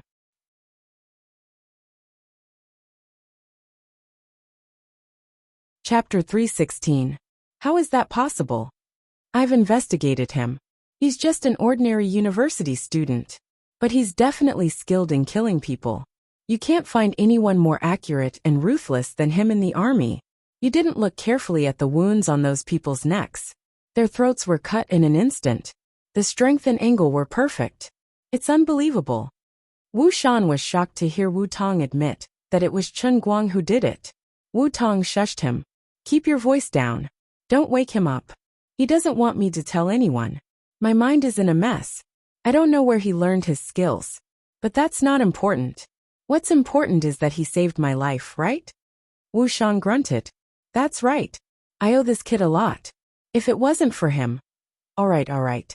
If he doesn't want to say it himself, then you can keep it to yourself. Just remember that he saved your daughter's life. I can guarantee with my life that he's not an enemy spy. You haven't ascended to the throne yet. It's not worth it for others to invest in you. Don't think of me with your politician's mindset. I'm sleepy. I want to sleep. You can go back. Wu Tong asked him to leave. As Wu Shan acknowledged, he took another glance at Chen Guang. When he saw Chen Guang holding hands with Wu Tong, his eyes instantly narrowed. However, he ultimately held it in and said, Why don't you take a shower first? Don't you want to smell your body when you sleep like this? Don't you feel uncomfortable? He wasn't wrong. Even now, Wu Tong and Chen Guang were covered in the stench of the sewers. They only disinfected their wounds and applied bandages. How could they have the time to care about other parts of their bodies? Wu Tong blushed. Go away. It's none of your business. Wu Shan's mouth twitched. He turned around and left. Wu Tong had a million reasons to be willful in front of him. Wu Shan thought that his daughter had grown up. She had the right to make her own decisions. If he wasn't Wu Shan with so many scars in his past, but someone else with the same status as him, his daughter wouldn't have the right to enjoy freedom. Political marriages are the final destination for the next generation of people like me. But this kind of thing will never happen to my daughter. She has already lost too much in her previous life. In the future, I will give her all the freedom she wants. As a father, the most I can do is to give her some ideas and suggestions at some crucial moments. That's all. Of course, Wu Shan also knew that with Wu Tong's character, if she really made a decision, then no one would be able to change it. When Wu Shan turned around and left, Wu Tong began to feel troubled. She tried to pull her hand out of Chen Guang's grasp, but the guy was still holding on to it tightly even though he was asleep. She recalled her vow from before. She had to keep her word and never pull her hand away. It was one thing for her to stink, but as a police officer, she had encountered much worse situations. When she was chasing pigs for the public, Wu Tong had even fallen into a smelly sewer. It was embarrassing, but the police officers in the township police station had encountered many strange situations. But Chen Guang was seriously injured. He couldn't possibly continue to stink, right? The rotten water in the sewer was not only smelly, but God knows how many germs there were in it. So she couldn't just ignore it. What should she do now? Wu Tong started to worry. Should she let the nurse wipe his body? Although this seemed to be the most reasonable solution, she still didn't feel good about it. Damn it. I'm going all out today. Wu Tong clenched her teeth and pressed the beeper to call the nurse over. She asked the nurse to bring 2 warm wet towels and a change of quilt. Then, she got up and half knelt beside the bed, ready to get to work. Her left hand was tightly held by Chen Guang, and only her right hand could move. Looking at this guy sleeping like a dead pig, Wu Tong clenched her teeth again and started to pull up Chen Guang's clothes with one hand. There was a long wound on his stomach. It had been treated before and was wrapped in bandages. His upper body had been changed into a patient's gown, so only the pants on his lower body were more difficult to deal with. Wu Tong spent a total of 15 minutes to strip this guy down to a pair of CK underwear. She had also wiped almost all the parts of his body that could be wiped. Putting aside how dirty and smelly his jacket was, the underwear was between his legs, which was a good place to hide dirt. Other parts of his body only had dry black marks, but his armpit and inner thighs were black. Now that the armpit had been cleaned, only a small triangular area was left. Looking at this guy's bulging crotch, Wu Tong suddenly felt very embarrassed. She held the cold wet towel in her hand, which was submerged in water, and didn't know what to do. There was only one last step left, but she couldn't take it. She reached out her hand a few times with trembling hands, but she retreated in panic, as if she had been electrocuted. She looked up at the clock in the ward. Unknowingly, it was almost 12 o'clock in the morning. Wu Tong kept taking deep breaths. She thought to herself, Wu Tong, he even risked his life for you. Now that he is injured like this, how can you let him sleep the whole night dirty? Men are the same as women. If they don't pay attention to their personal hygiene, they will definitely get sick, right? If you choose to ignore it because of this pointless shyness and ignore it, how can you be worthy of the 2 shots he took for you? How can you be worthy of the danger he put himself in for you? Although he did have some skills that ordinary people couldn't compare to, he was really on the verge of death when he fought with the other party, and was pointed at the back of his head by Shi Jiao. So I can't retreat. Anyway, he won't know anything after he injected me with anesthetics, right? Wu Tong bravely reached out her hand. Her fingertips hung on Chen Guang's CK underwear, and began to pull it down. The most powerful persuader in the world was often oneself. What could be easier than convincing oneself? Finally, Chen Guang's underwear was pulled down. Wu Tong closed her eyes tightly and pulled her fingers down bit by bit. However, her left hand was firmly held by Chen Guang. This guy seemed to be a little too tall, so the underwear that her right hand was pulling seemed to never end. She opened her arms wider and wider, and Wu Tong's body, which was half kneeling on the bed, was also getting lower and lower. Why haven't you taken it off? Should I open my eyes and look? Is it meaningless for me to close my eyes like this now? Anyway, I have to open my eyes when I wipe him later, right? So Wu Tong opened her almond-shaped eyes. Strange, shouldn't I be looking at my right side? Why is my neck not listening to me and twisting to the left? Help! My head is out of control. Her head drooped weakly on Chen Guang's calf, and she stared straight ahead with her eyes wide open. There seemed to be a black hole devouring her will. At this moment, the clock on the wall made a ticking sound, and the hour hand pointed to 12 o'clock. You're tuning in to the Li Mei's Wuxia Whispers YouTube channel. We're so grateful for your support, and don't forget to subscribe to join us on this incredible journey through captivating stories. Your generosity through donations truly makes a world of difference, as it's the primary source of revenue that allows me to expand and enhance this channel for you. Thank you from the bottom of my heart for being a part of this adventure.